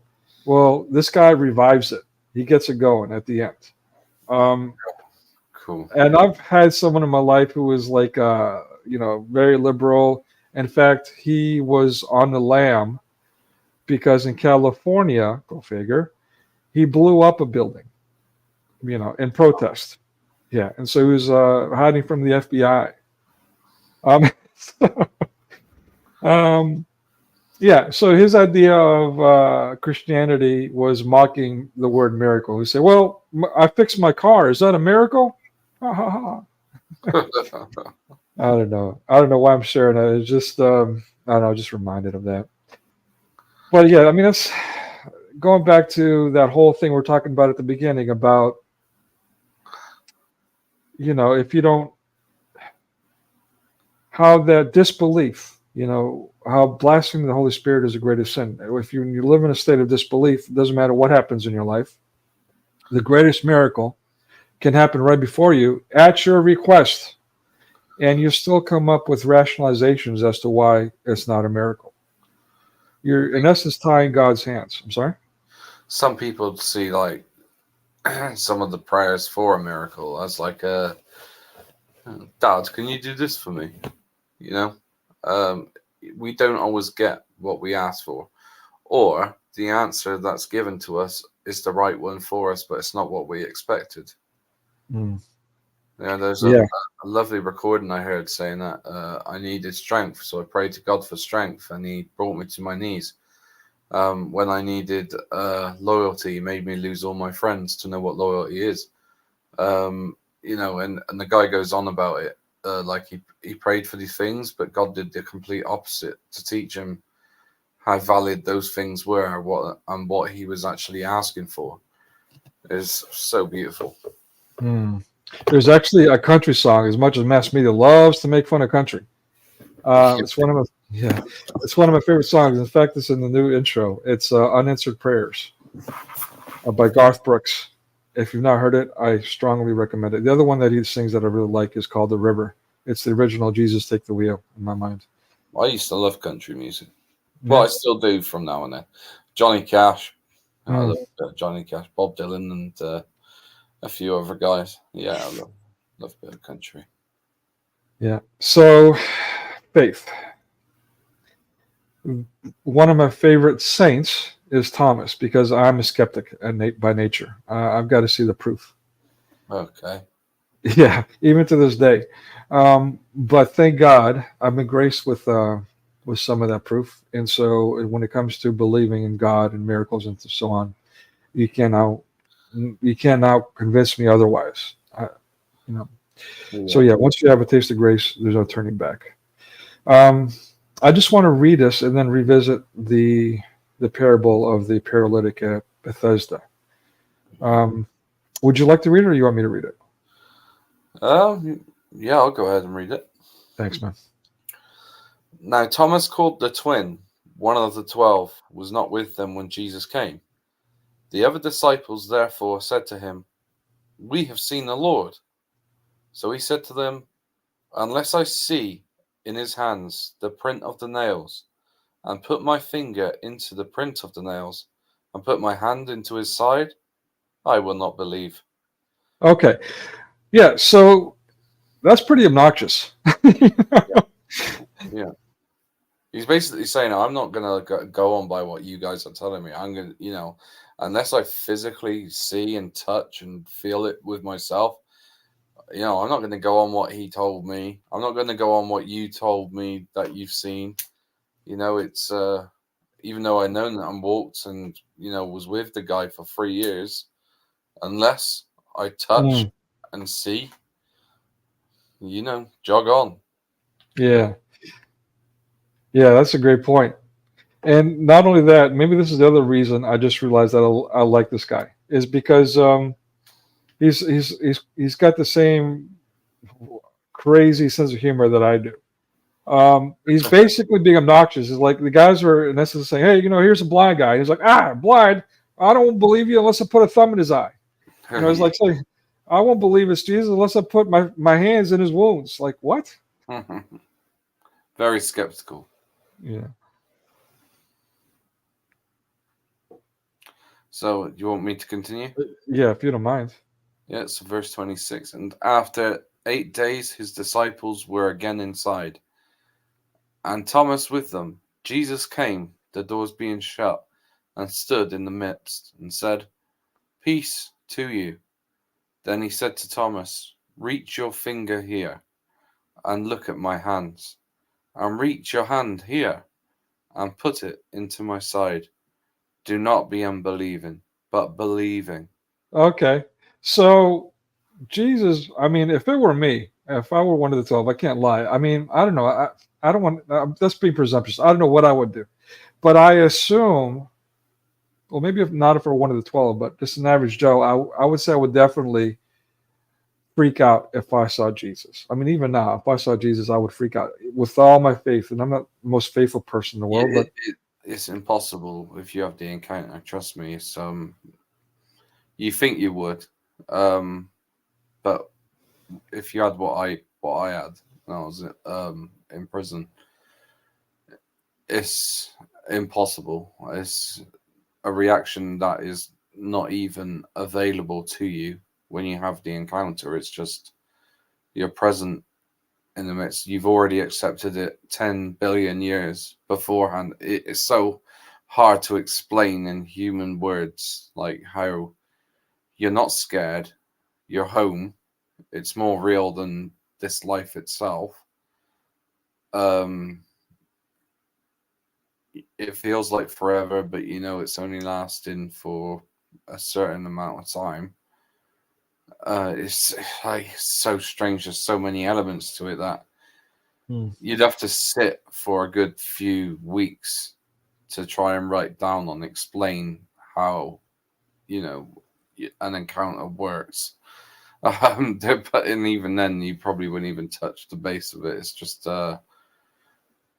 you think you'd be scared, but like you got to think of like in Thomas's situation here, because he actually had that relationship, didn't he, with Jesus, and knew him and had recollection of some of the conversations they had had. So when he had seen that he was there actually, and knew that Jesus even knew what he was talking about without him even being in his presence to hear those things. And he's saying, okay, Thomas, right, here you are. Let me show you who I really am. And, you know, and then that, you know, he's like, what? Okay, Oops. my Lord, my God. Yeah. So let's keep reading if you don't mind.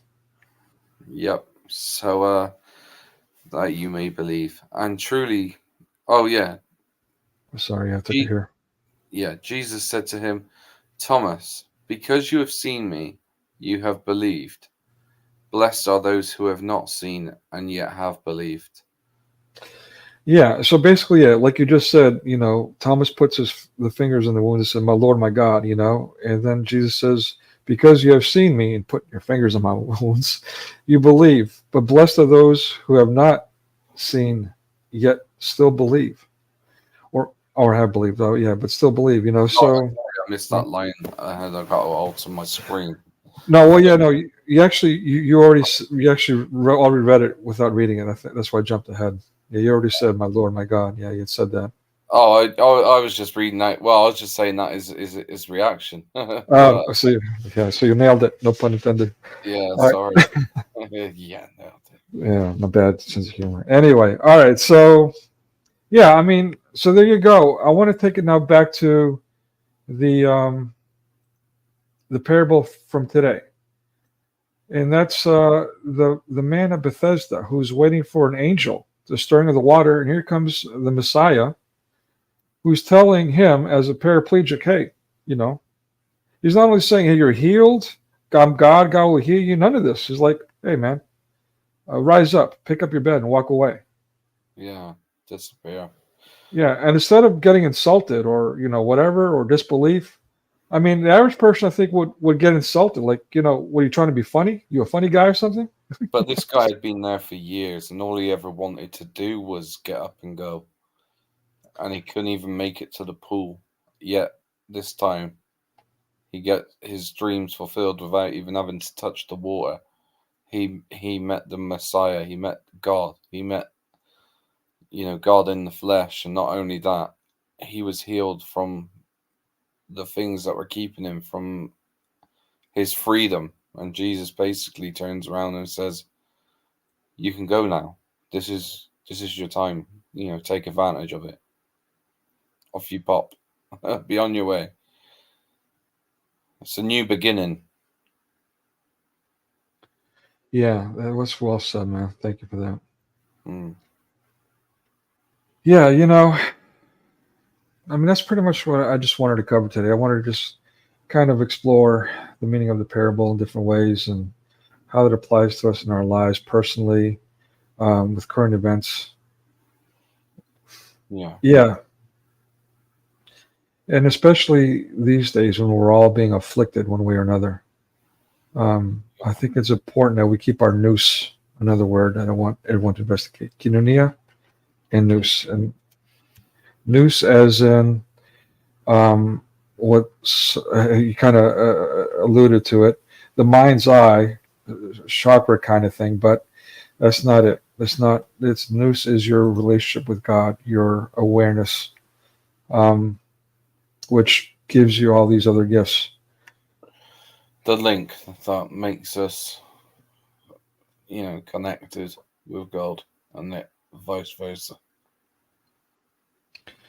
Yeah, so and then like Paul says, pray unceasingly and all that during all this affliction. As a Star Wars movie put it, stay on target, stay on target. Blessed I've are never those. watched Star Wars. Never.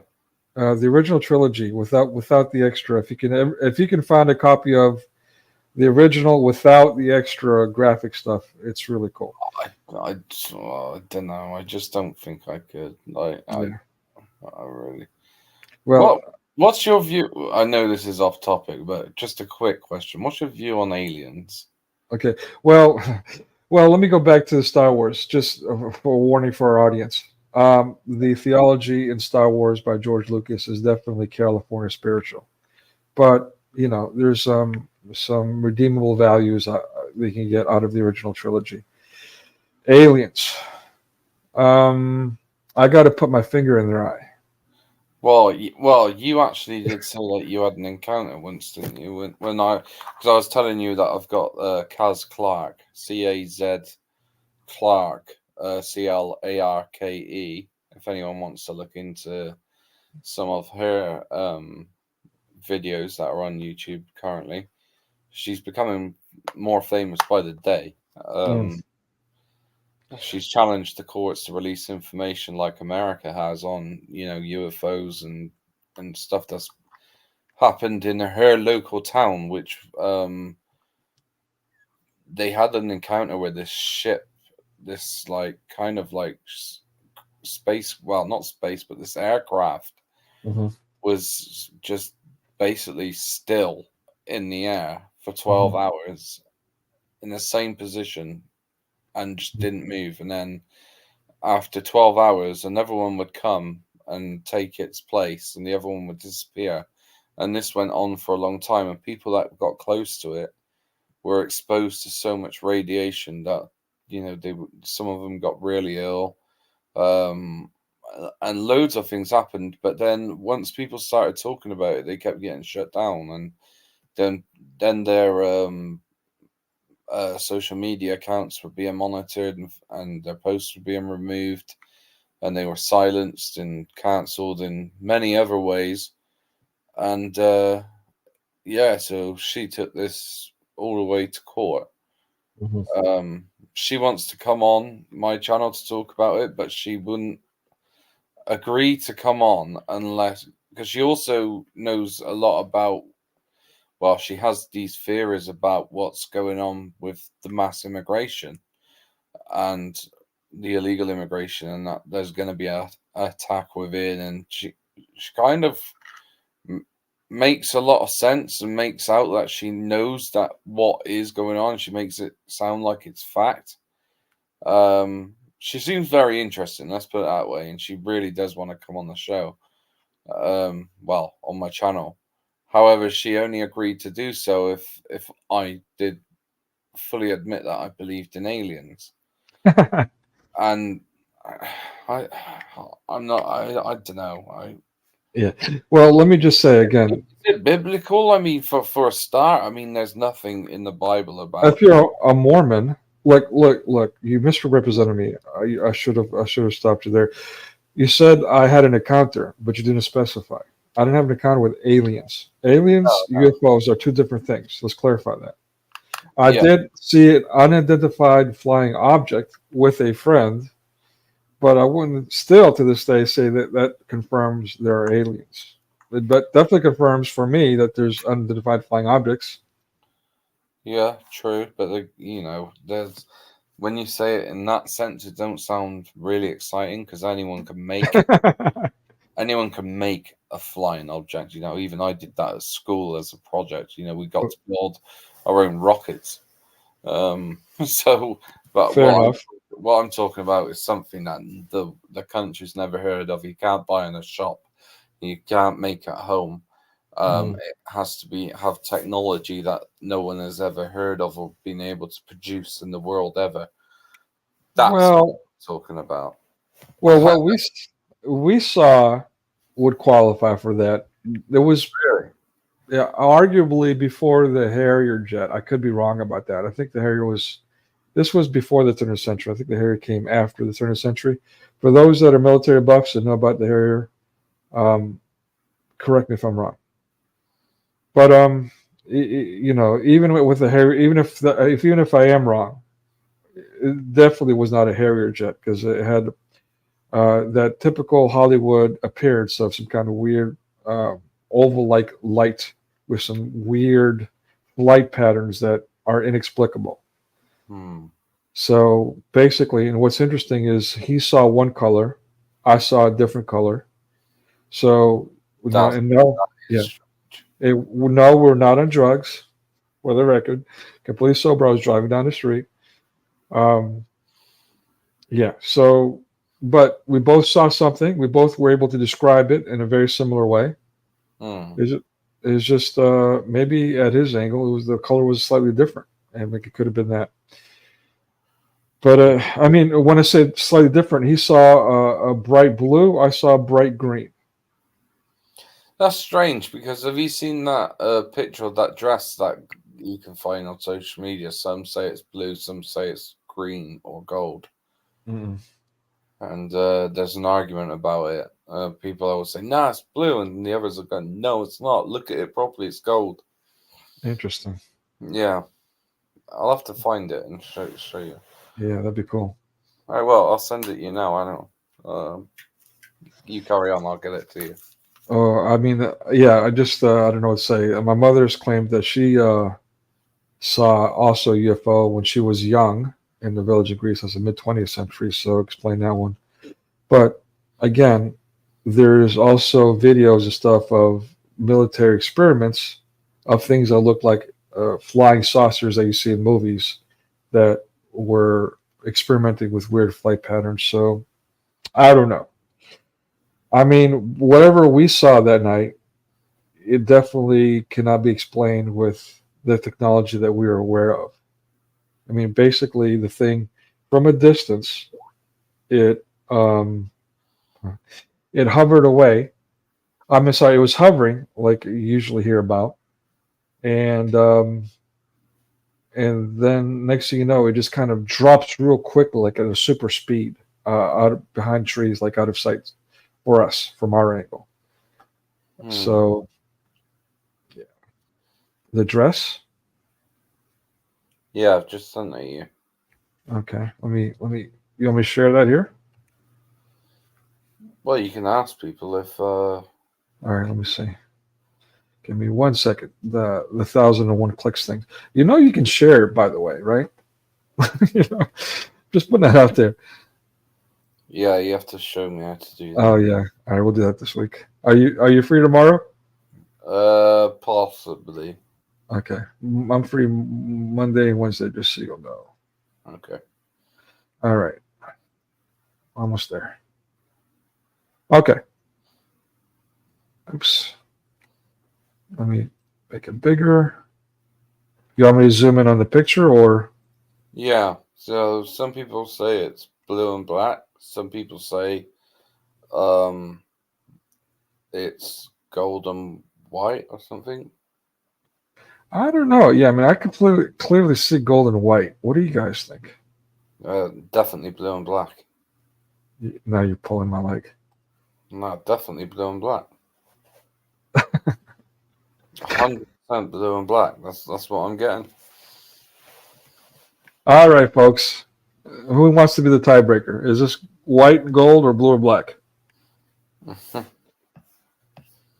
Blue and charcoal. All right. I think Give the Gospel just wants to be different. All right. So we have someone that agrees with you. I'm seeing white and gold. What's going on? Am I the only one seeing? Well, I'm not the only one seeing. You said other people see white and gold too, right? Strange though, isn't it? Yeah. Yeah, I don't know what to say about that, but it is weird. So that's probably something that was going on with the lights that you were talking about. Yeah, I mean, based on Hollywood movies, the Close Encounters of the Third Kind, again, part of the new intro. That movie had a huge impact on society. Yeah, but their portrayal was just pretty much exactly what I saw that night. So I saw that movie even over a decade or so before I saw my UFO. So maybe the movie influenced what I saw. But then again, how could it be that someone sitting right next to me in the car saw the same thing at the same moment, just slightly different color? Yeah, strange. I mean, if I were alone, I mean, even I would say I was just crazy and saying things. But the fact that there was two of us and we saw pretty much the same thing was, that's undeniable. At least for us two. Anyone listening to me say that, that's a whole other story. Yeah, so, yeah, and there you go. Going back to miracles, and I hate to make that some kind of segue, aliens and miracles, but yeah, I mean, I just I'm completely moved by how powerful this guy's faith was. That, I mean, maybe he had problems at the pool of Bethesda before, but he still had the faith to still try it again. But the fact that the Messiah comes along and Messiah gives him a weird request that, again, otherwise would be insulting to anybody else, but instead has the faith to listens to God's command, to listen to him, to follow him. And he was healed and has forever become an example for others. A leader of men. That is profound, man. That's more greater than any UFO you can throw at me, even if there are aliens. I will be half as moved if I had an alien sitting next to me compared to if I had an encounter with God. That's all I got to say about that. Yeah. All right. That's all I got for you guys today. That's all I wanted to talk about. Was there something that you wanted to cover that we didn't? No, I mean, I'm pretty good.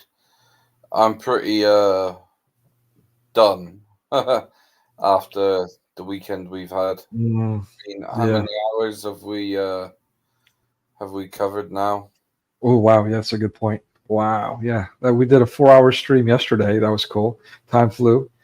We did 2.5 before that with Syrian Seeker, and yeah, yesterday was Muhammad Aurelius. Did I get that right? Yep, that's it. Yeah. So that was great, man. Yeah, thanks again for inviting me to that. That was a treat. That's not a problem. Yeah. Yeah, it was definitely good, and we're definitely going to have them on again. I know that. Yeah, I do want to do a panel talking about, and hopefully Francis does this. We talked about this personally, but yeah, it'd be good to have him join us for this panel too. Basically talking about what it's like coming into a Western nation as an Arab that's not Muslim. In these cases, I mean, all three of them are apostates to Islam. So, but regardless, they're all three converts to Christianity. Yet, I would imagine, at least at first sight, they get treated like Muslims. I could be wrong. I want to hear from them. I would love to have that interaction, of course, with you if you're willing to be part of the panel, and me. Yeah, in my perspective, and anyone else who would like to join us. So yeah, let's set that up too for a future date. Do you have anything in mind for next weekend? I have something set up, but again, I'm in London on Saturday. Okay. So I'll be at the. Oh yeah, whether nice. I get arrested, killed, or I mean, if I survive and I don't get arrested, God forbid. Then I'm pretty sure Sunday I could do a stream. I know I'll be back Saturday by about 9:30 p.m., which would be a bit late. So yeah, to do a stream, I'll be worn out by the time I get back. Don't sweat it, man. Yeah. Yeah. Okay. Cool. So I'll just go ahead and do the stream. It'll be a mass media stream. It's one that I've pushed off for a few weeks now, so like at least a couple of weeks. So I'll just go ahead and get that covered. I can possibly do on Friday, but I don't want to say for definite yet. So I'll get hold of you in the week and touch base on that. And definitely either Monday or Wednesday. Let's do the walkthrough on how to use the streaming platforms so we can get you set up. I'll try to try and find a time. Again, I'll be at my partner's, so I'll have to know on that. Gotcha. Or Friday, Monday, Wednesday, or Friday. 3 times. Let's see. So yeah, I'll be doing that coverage on mass media. If you join, awesome. If not, I'll be a talking head. I'll try to bore you guys with that. I will invite, in fact, come to think of it, I will invite Syrian Seeker. He seemed like he was interested in that topic. Yeah. Well, we got we got them on board now, and they both seem like they had quite a lot to offer, and they wanted to really, really get stuck in and help us, and I don't know how to explain it. I mean, they're passionate, very, very passionate for what they wanted to talk about. I mean, both of them at first, when they come to me, were very, very, precautious.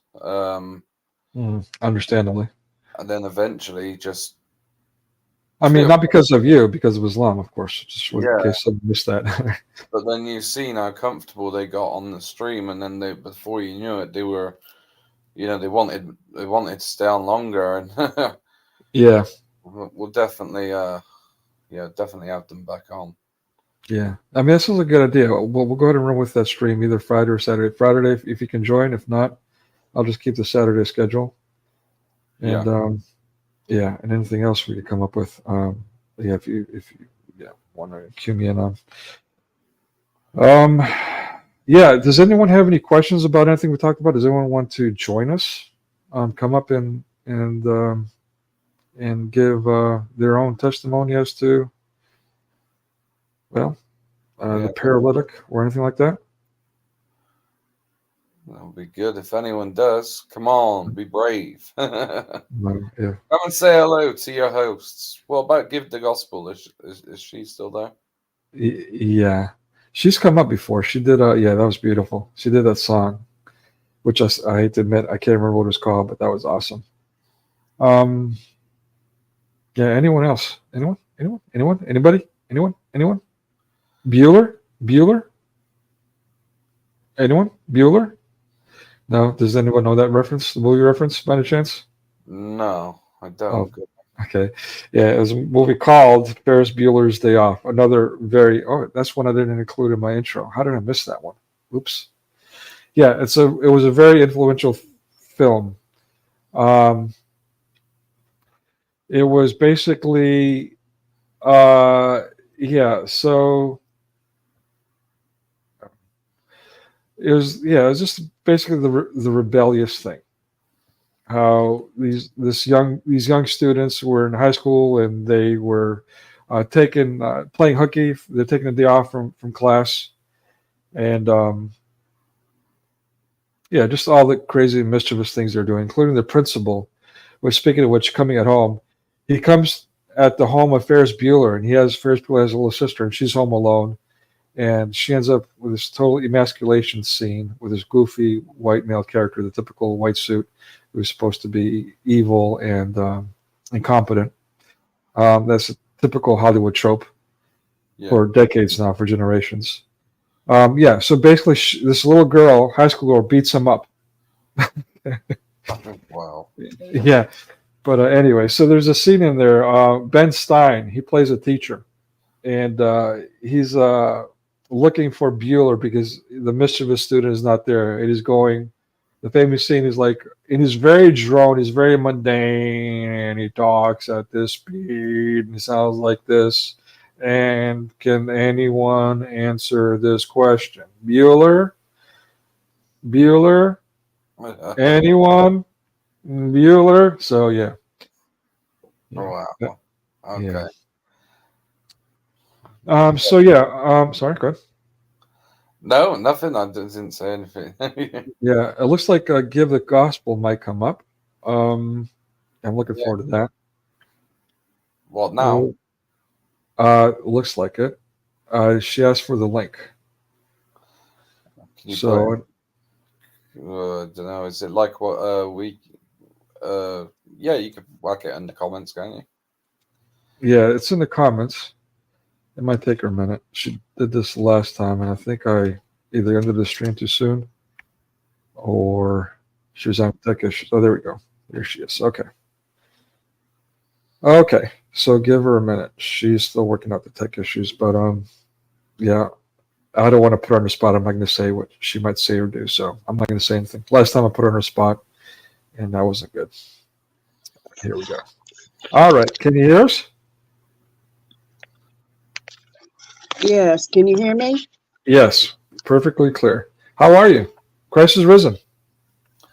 Amen. Wonderful. Y'all brothers, how y'all doing? I'm doing good. Good. So, have you ever? Sorry, go ahead. Go ahead. Rachel, I'm very tired, but yeah, we're good. All right. Have you ever seen a UFO? I mean, I don't want to change the theme of this stream, but since that's the last thing we're talking about, have you ever seen an unidentified flying object? No, but in the Bible it talks about, the fallen angels and stuff. Could they be possibly coming, That's the Book of Enoch. forms of aliens? I don't think we have the Book of Enoch in Orthodoxy, do we, Nico?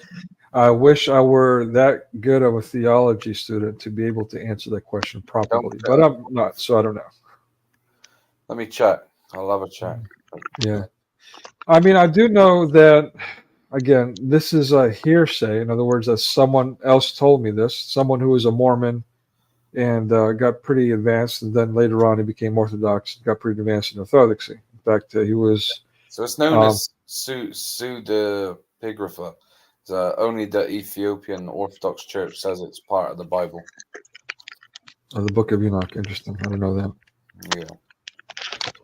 Okay, so at any rate, yeah, he was saying that the Mormons believe that God's an alien.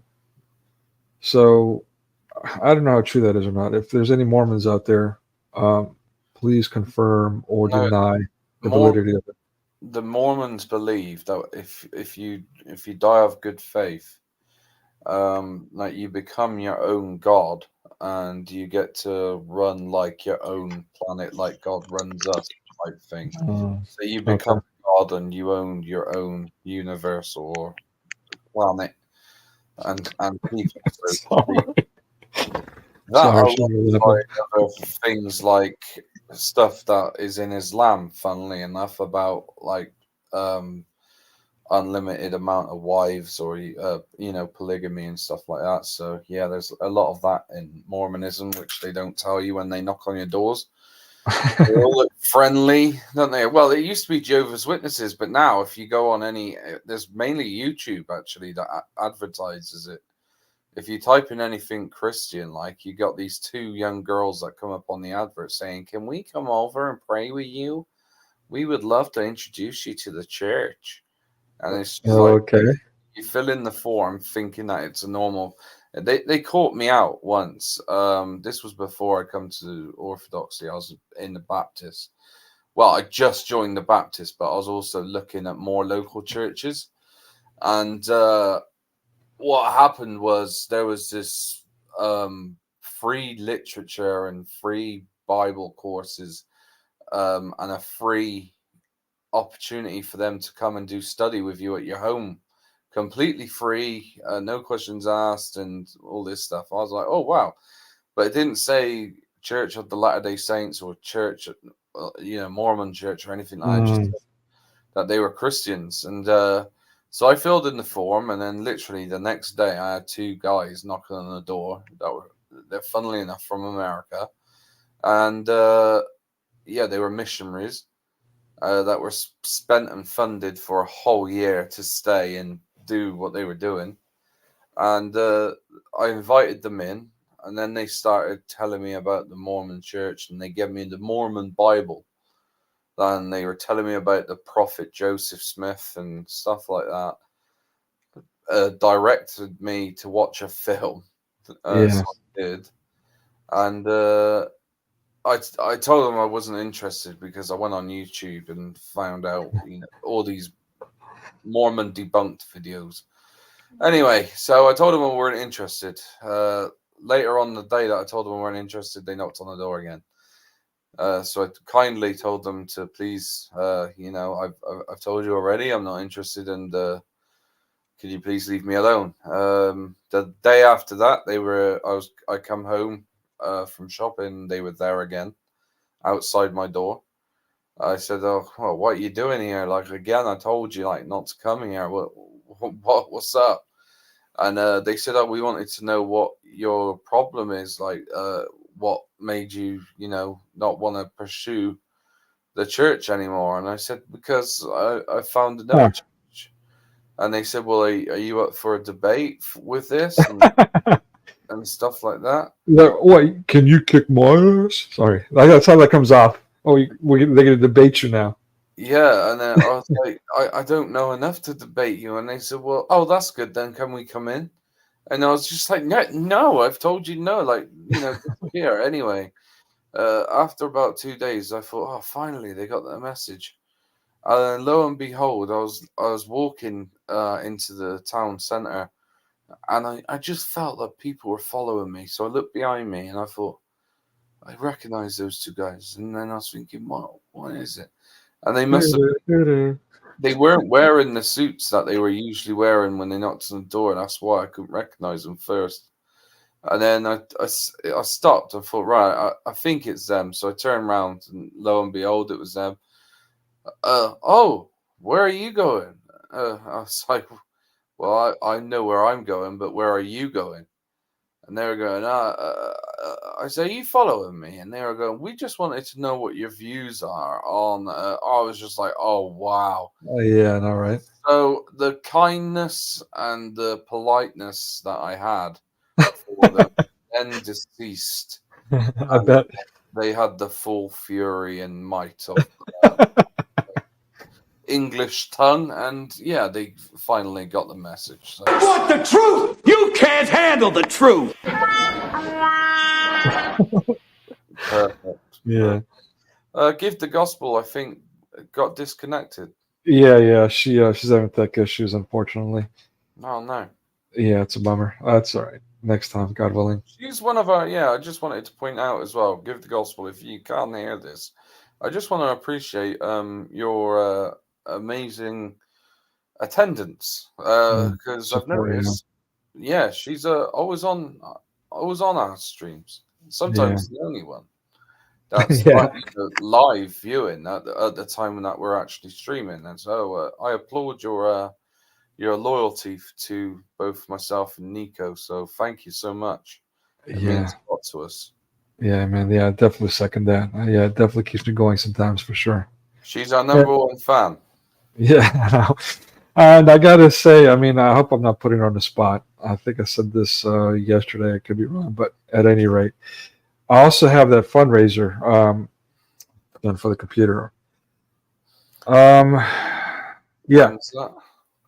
So I did not a gifts and go. What is it called? Whatchamacallit? I forgot what it's called already. It's in the chat. I got it pinned on the thing. Anyway, so yeah, basically I can't afford a computer. Everything I do is on a computer. I'm an online teacher.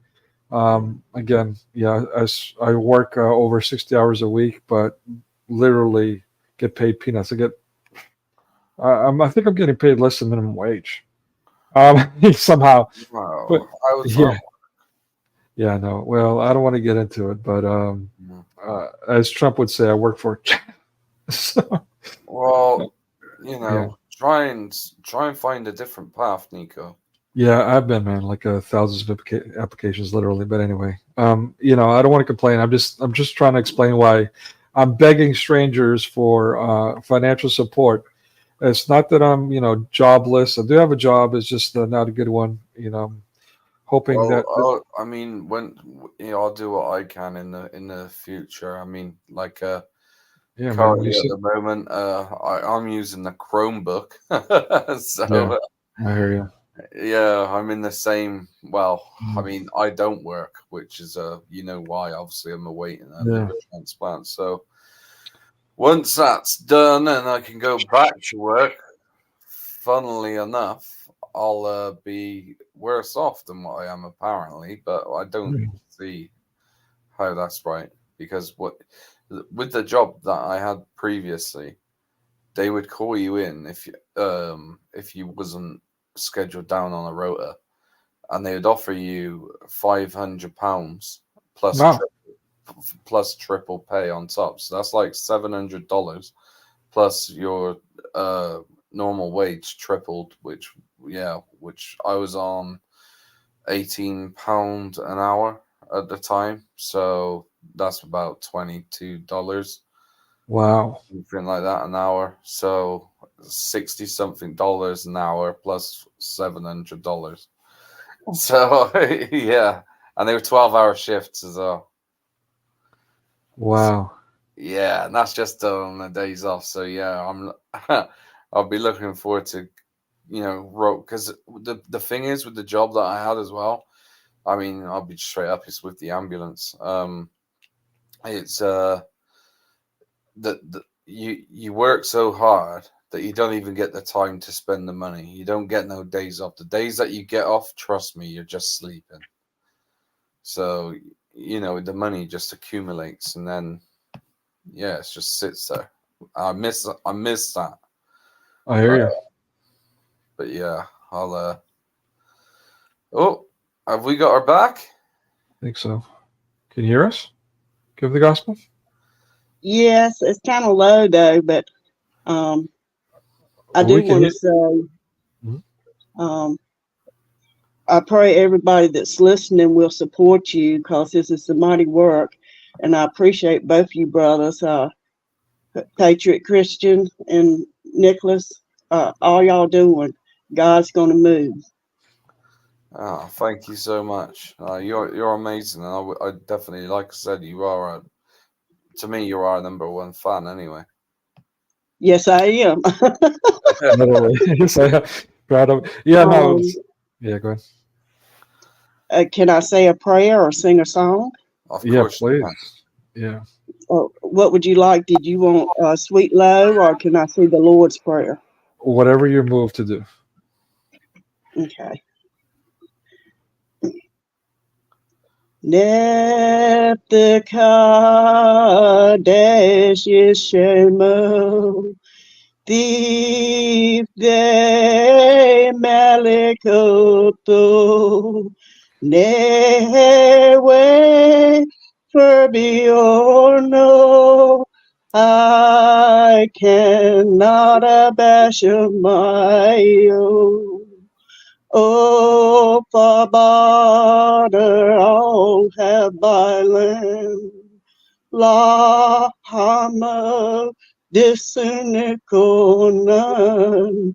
Yomona, washabukalan. How bind and wash habaline. I can know. Do fly high and sparks cane and high blame. Lotanan lente or no elo auto. Many be show me poo.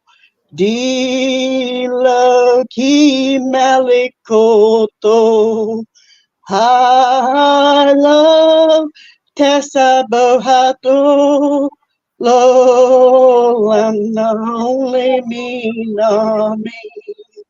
high, low, tesabo hato, low, and only me, not me. Our Father, who art in heaven, hallowed be thy name. Thy kingdom come, thy will be done, on earth as it is in heaven. Forgive us this day our daily bread, and forgive us our trespasses as we forgive those who trespass against us. Lead us not in temptation, but deliver us from evil. For thine is the kingdom, the power, and the glory, forever and ever. Amen. Amen. Amen. That was beautiful. What language was that in? That is a Syrian language close to that Jesus spoke. Aramaic. Aramaic. Yes. Yeah, that's Maria Manuel can speak that language, I believe, as well. No Yes, kidding. bless him. Yeah, I've heard him do it before, and I think I've heard that song. Like he sings. Is it quite like a popular one that they sing over there? mean, I just come across this and I just loved it. It was just beautiful. I was going to ask, how did you come across it? Just listening to different prayers sung, and when I heard it, I just said, I mean, I don't do it justice, but I love it. It's beautiful. Yeah, I don't know. Like, I think once you start getting warmed up and the nerves go away, you really crank it up. It really sounds super good. So don't think don't be so hard on yourself, if I may. Like, you do a great job, and it's a blessing to have you do that for us. So, and I also got to say, on top of that, I'm technically bilingual. Like, I was raised speaking two languages from infancy, so to speak, early childhood. So, and I still struggle with modern Greek even. How in the world do you learn a language that's a dead language? I would imagine. How did you learn to sing that? What did you do? Basically played it and looked at the words, and basically what I heard, I wrote down the way I heard it. So, Interesting. So you made your own sheet music for it. yes. Wow. Okay. Wow. That's good. Yeah, that's impressive. Yeah, and there's not too many people that. Then there's this. I mean, there's not too many people that can check how accurate you are. So then there's that. If you messed it up, not too many people even know. So, but yeah, thank you for doing that. That's awesome. Thank y'all for having me. And like I said, please, everyone, support and build a stream, and join the Patriot Christian, and just help. Just share, like, Yeah. thumbs up. Yeah. Especially the share part, that helps a lot, and it helps. I appreciate that the most. Like, doing things with the Patriot Christian, I feel so blessed. We both stream on multiple platforms, and between through all our platforms, we might not have like a 500,000 subscribers like some do, but we're definitely getting hundreds of views on our work, if not more, which is for me, it's a blessing. It's much better than what I had endured the first year, which was less than 10 subscribers and getting shadow banned and everything.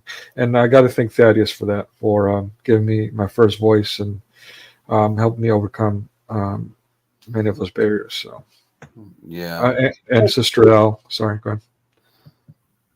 Yeah, no, I was just going to say, yeah, we've. I mean, when I did my testimony with Thaddeus, I didn't ask him to promote my channel or anything. I totally forgot to. But my shorts are what got me.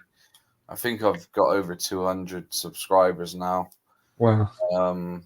So it is building, but there's some shorts that have got like 15,000 views. Wow. Yeah, they're around the 10,000 and 15,000 view mark is like the highest that I've got so far. So That's brilliant. Wow. it's getting in there, yeah. And some of these, people that I've invited on, and with help of Francis Bull as well. When hopefully, once you get around 1,000 subscribers, and you can ask them to politely, start sharing your channel and encouraging others to join. That's when it will, explode. As they say. And before you know it, yeah, we'll be in with the elites, so to speak. Well, like I said, it's a kind of weird. Professionally, I got into the profession of being an instructional designer. Technically, that's what I'm supposed to be doing, which was also basically working towards working yourself out of a job. I'm training people to get to a place where they don't need me. So, but then I come online and now I'm doing the same thing. My message is to warn people about the dangers of mass media. And so I'm kind of, in essence, chasing off my viewers, like saying, hey, you know what, this stuff is not good for you. So I'm working towards not having a following, which is fine. Maybe blessed. I mean, I'm okay because mine's to expose Islam, and but then mine comes with danger, Yeah, well, then there's that.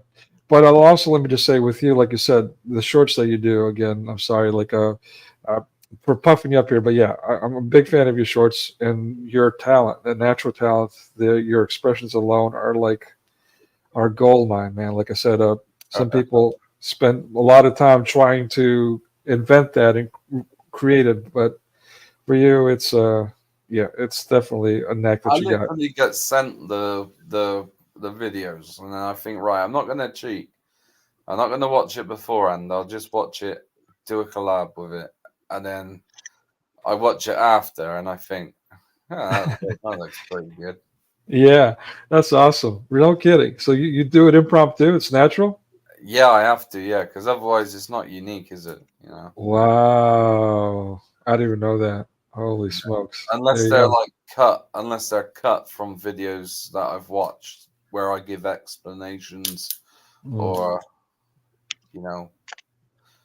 I'll confirm what's being said is true or something like that, then yeah. My most recent one is probably the best one that I've done so far. Yeah. So yeah.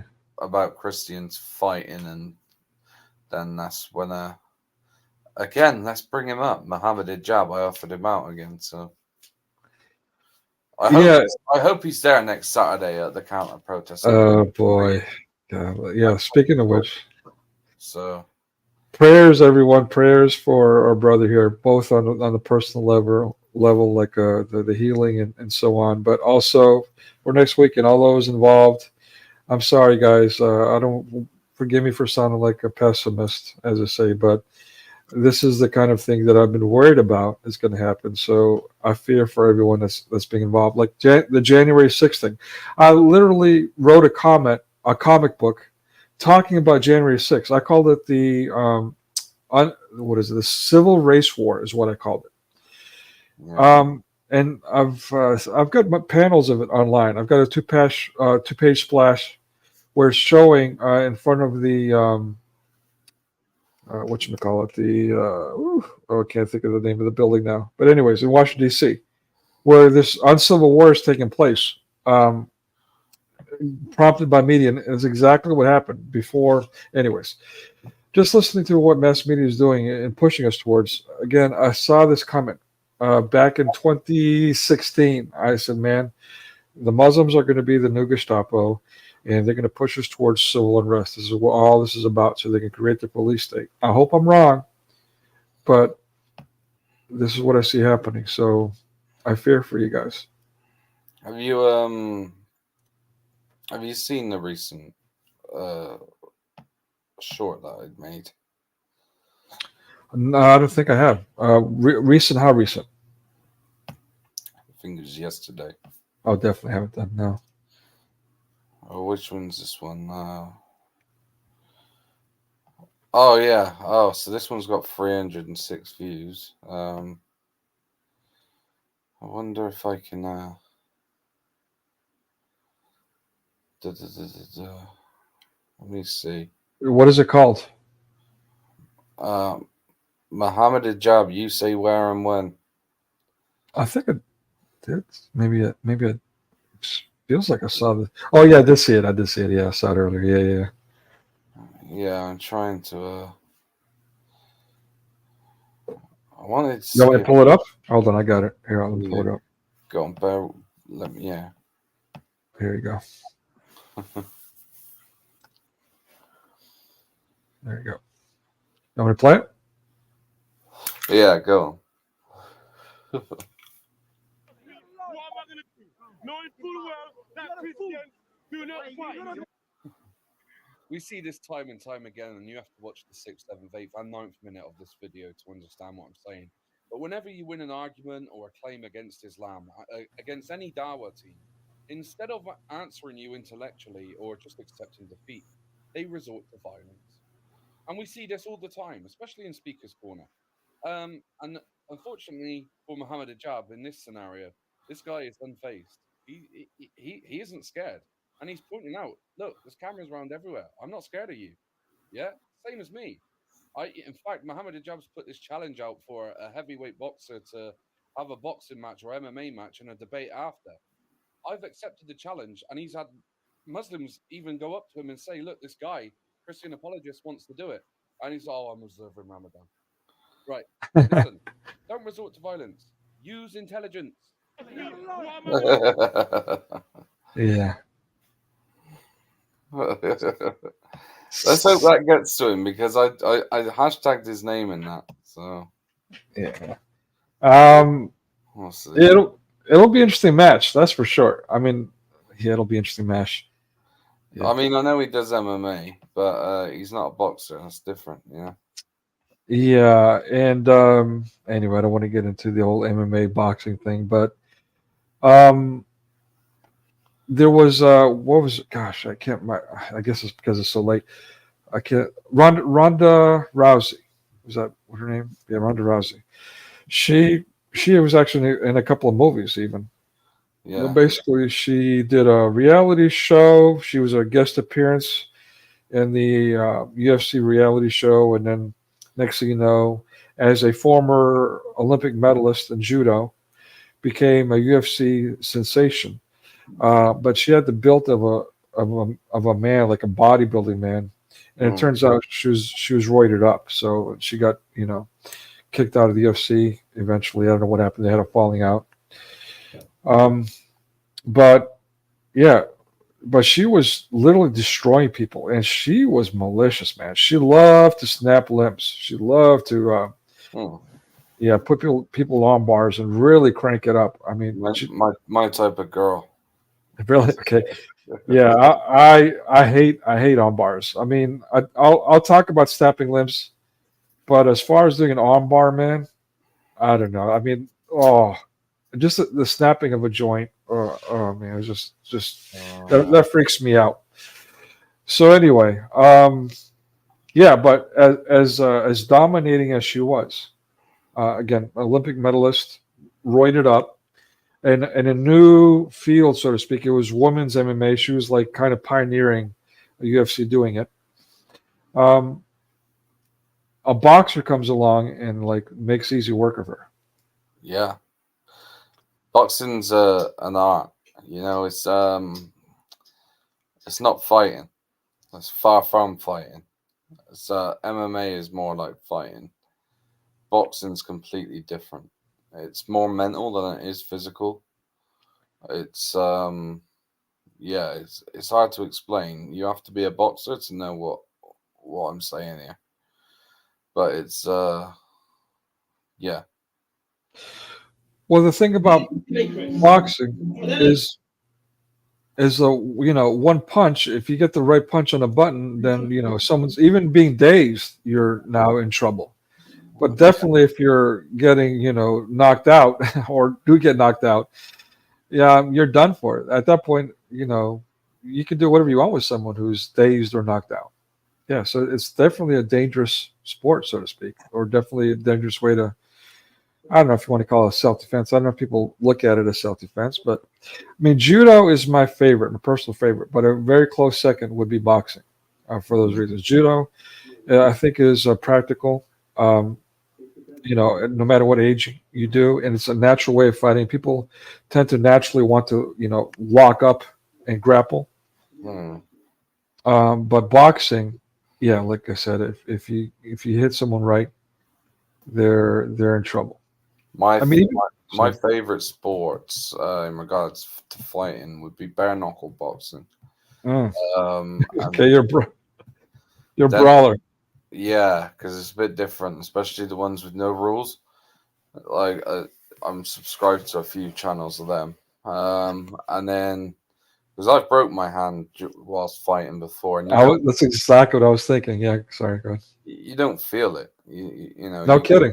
No, you don't, because your adrenaline's so high whilst fighting. I mean, this guy, basically, my ex-partner from years ago. This was before I was a Christian. I used to be, I told you I was a drunk, and we had a day out, a sunny beach town area, and what's this? Nickelodeon ignored me yesterday. Patriotic Christian. Come on, I'm gonna do it. I'm here. Come on up. Come on up. And you and your families, can we talk as well? Yeah, of course. Come on up, man. Anyway, sorry, go ahead. Yeah, so basically, so we went to this sunny seaside town. He was playing up for a while. He accidentally fell over and broke my brother's nose, and then he also urinated in bottles and left them with no tops on, so they fell over on the bus that my mum hired to get everyone there. So he was just being a pain, and then he wanted to fight my mate, and I fight your mate. Yeah, for no reason whatsoever. So I stood in the way. I said, "Listen, you have to get past me." So he was like, "Yeah, all right." And then I went into my mum's pub that she owned at the time to go grab something, and then I come back out, and I heard that he had just punched the woman that I was with at the time in the stomach, and she just had a miscarriage. So I was gone, and I just filling this guy in, and he was half dazed, halfway down to the floor. I wouldn't stop, and my brother was shouting at me, "Your bone's hanging out! Your bone's hanging out your hand!" Oh my god! Yeah, it wasn't just one. There was two that snapped off from the joints of the fingers, and they were just sticking out. And I just continued punching him. I didn't feel it. I didn't feel it. What the heck, man? As soon as I even managed to go to sleep, but the next day when I woke up, oh wow, I felt it then. And, I had to have surgery straight away, and a wire was put in my hand. So yeah, that wasn't fun, but it's come back stronger since. I'm glad you survived that. I mean, that's definitely a lethal break. I'm glad he survived it, to be honest. We're friends now. We were friends within 2 days. You're kidding me. Well, the next day he rang me and he was like, "Oh, you want to go again?" I said, "What, with my other hand?" I said, "I'm sure." And then the day after, I know, right? I rang up and said, "Listen, this town ain't big enough for the both of us. We've got to shake hands." So we did. Anyway, Francis, what are you saying that I ignored you for? I ain't ignored you. What are you on about? Did you read the comment properly? Are you serious right now? Well, Nickelodeon. Who? Oh, you call? Oh, is that your nickname? Exactly. Oh, now you get it. Someone had to explain to you, honestly. All right, don't be so cringe. So this is what Excuse me. What are you guys doing here? Honestly, we're trying to be we're trying to be uplifting, but somehow the story got to bones sticking out of skin. Exactly. Like, what do you guys? Are you serious? Like, parental guidance, hello, advisory, and content, distressing content awareness. Please, are you offended? Of course, I am offended. Oh, Say sorry. no. Francis is triggered. Exactly. Say sorry. Hey, Francis, I'm in London next week. Oh, congratulations. Say sorry. Are you going to be around for the 1st of June at the march? Of course I will be, but say sorry because you offended me. Okay, I'm sorry for offending Good. you. See? I like that. Good. See? You guys learn too quick. Please forgive me in Christ's name. Oh, So this march is on a Saturday? Yeah, Saturday the 1st of June. It's not really a march. Well, we are going to be marching, actually. We're meeting at Victoria Station, and I think there's it's been arranged by the police so that we don't get in contact with the counter protesters, but I'm sure it will happen. Oh, is it this coming Saturday? Yeah. Oh.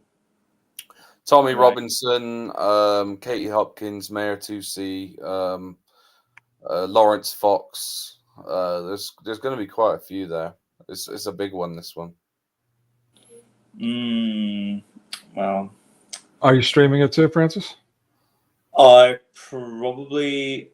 wouldn't know to stream it, but I might record something. So that's what I'm doing. I'm not going to stream it all because I want to enjoy it and take part.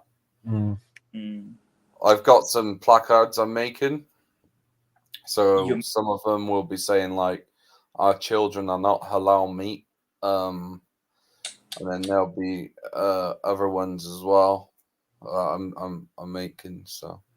Wow, you're making actual placards. How lefty liberal of you. Yeah, I know. Yeah.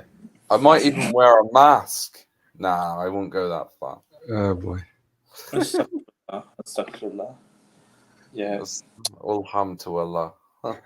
So I was saying earlier, I want to do a panel with we have like a couple of guests that Patriotic Christian set up. They too were apostates from Islam. I'm sorry? Yeah, they were amazing. I saw it yesterday. I sent a comment, but you didn't even read it. You didn't even acknowledge it. Like, honestly, Nickelodeon. Like, honestly, do you think ignoring me looks good on me? Oh, is that what you mean? Okay. Yeah, no, Exactly. I showed it at the end, I think. I might have at the end, like seriously, at the end while I was gone and I was like, maybe he's ignoring me. You hurt my feelings. How did that make you feel? Wait a minute. You left early and you're talking about me hurting your feelings? Of course, yeah. You actually had something better to do than watch our stream, Francis. Of course, I had something better to do. You know what? I'm offended. That's all right. You've hurt my feelings. People choose to take offense. I hate this, but this hate culture is killing me. Oh no! Bless your heart. Well, I just want to come and say I want to have discussion with you. I don't know what to call you guys. Like, who are you, anyways? To both of you, basically, off the live stream. So let me know when you guys finish. And then you stay here, and then I converse with you both. Is that a possibility, or is that too much to ask for you, Nickelodeon? Oh man, I guess I'll suffer it. You have to put up with me. Obviously, you have to put up with me. You've been ignoring me, and you've been ignoring my texts. How could you, Nickelodeon? See, all right. I mean, this doesn't sound like what an ex-girlfriend would say. I'm sorry. Do not give too much away to PC here. Political correctness. Oh, I mean, sorry. Patriotic Christian might get, might run away. Oh, wow. I've got to change the name again now, Nico. I hate to say it, man. That was my idea. I thought PC sounded cool, but I guess not. Yeah, PC apologist. Politically correct. Oh, boy. Now I sound like a copper. PC apologist here. Exactly, give the gospel of Jesus. Exactly. And when I look at these two, my eyes start swirling as well. Trust me, Ben, you're not alone. Lighten up, Francis. How do Oh you boy. get those downloads, by the way, Nico? You're gonna have to teach me that as well. Yeah, I make them. I can share whatever I make with you too. Save you some Right. time. Let me know when you both are done, anyways. Yeah. We But are. all right, we're pretty much done. So yeah, let me ask you though. Actually, yeah, I can ask you off air. Never mind. I was gonna say, yeah, I want to do a panel, like, and I mentioned earlier, but yeah, if you got time, I don't know, maybe the following weekend, if you guys don't go to prison for getting involved for the June 1st activities, I'd like to do a stream with Are you with definitely the. going, Francis? I mean, well, for me, I'm Oh traveling my 4 god. hours. Do I really need to disclose everything to your live stream, honestly? Like, Oh, come well, on, guys. there's not Have many some viewers. have some discernment, you three. Give the gospel of Jesus. Teach these boys a lesson, please. Come on. Like, honestly, we are more mature here than these two, aren't we? So speaking of maturity, like, give the gospel already did a prayer, but since you're here, you want to Yeah. close this up for the second time? Of course I will. I will close it. You guys need to mute yourself. Come on, quick. Oh, brilliant. So yes, everyone watching this, I would generally say to every one of you that whoever watches this in the future or watches it anywhere, or even they're watching right now, my genuine heartfelt prayers for you all, basically in regards to whatever you're going through, because what people say, oh, we have this sort of emotional stress, physical stress, mental health stress, whatever stresses you have, always you remember there is nothing above the idea where we can focus ourselves to Christ. If we genuinely, truly feel that God is with us, then you have to genuinely believe that Him being the center is necessary. What we try to do, we encapsulate our own emotions and feelings to everything when it comes to God. But what we don't realize is necessary to remember. If we keep Him in the center of everything, while also it says, deny yourself and carry the cross. For my sake, you will be persecuted. So if you all genuinely know these things, you always need to remember He was persecuted first. He went through so much for us. There's a lot of people, non-Christians out there, who will be like, okay, look how much guilt tripping does Christianity give you. It's not actual guilt tripping. It's regards to life. Imagine the life that you get after this is what is necessary for us to realize that the guilt tripping on one side, because some people realize that guilt tripping is there, but it's not the guilt tripping. It's more about love for mankind, when for the salvation of mankind. For whoever believeth in Him gets eternal life, right? Hence why we strive for life, and this is why we struggle in Christianity, because we know that after this struggle, life. Hence why just keep yourself in prayer and keep yourself in the understanding that you might not feel that everything is going the way you want to. It's because at the end of the day,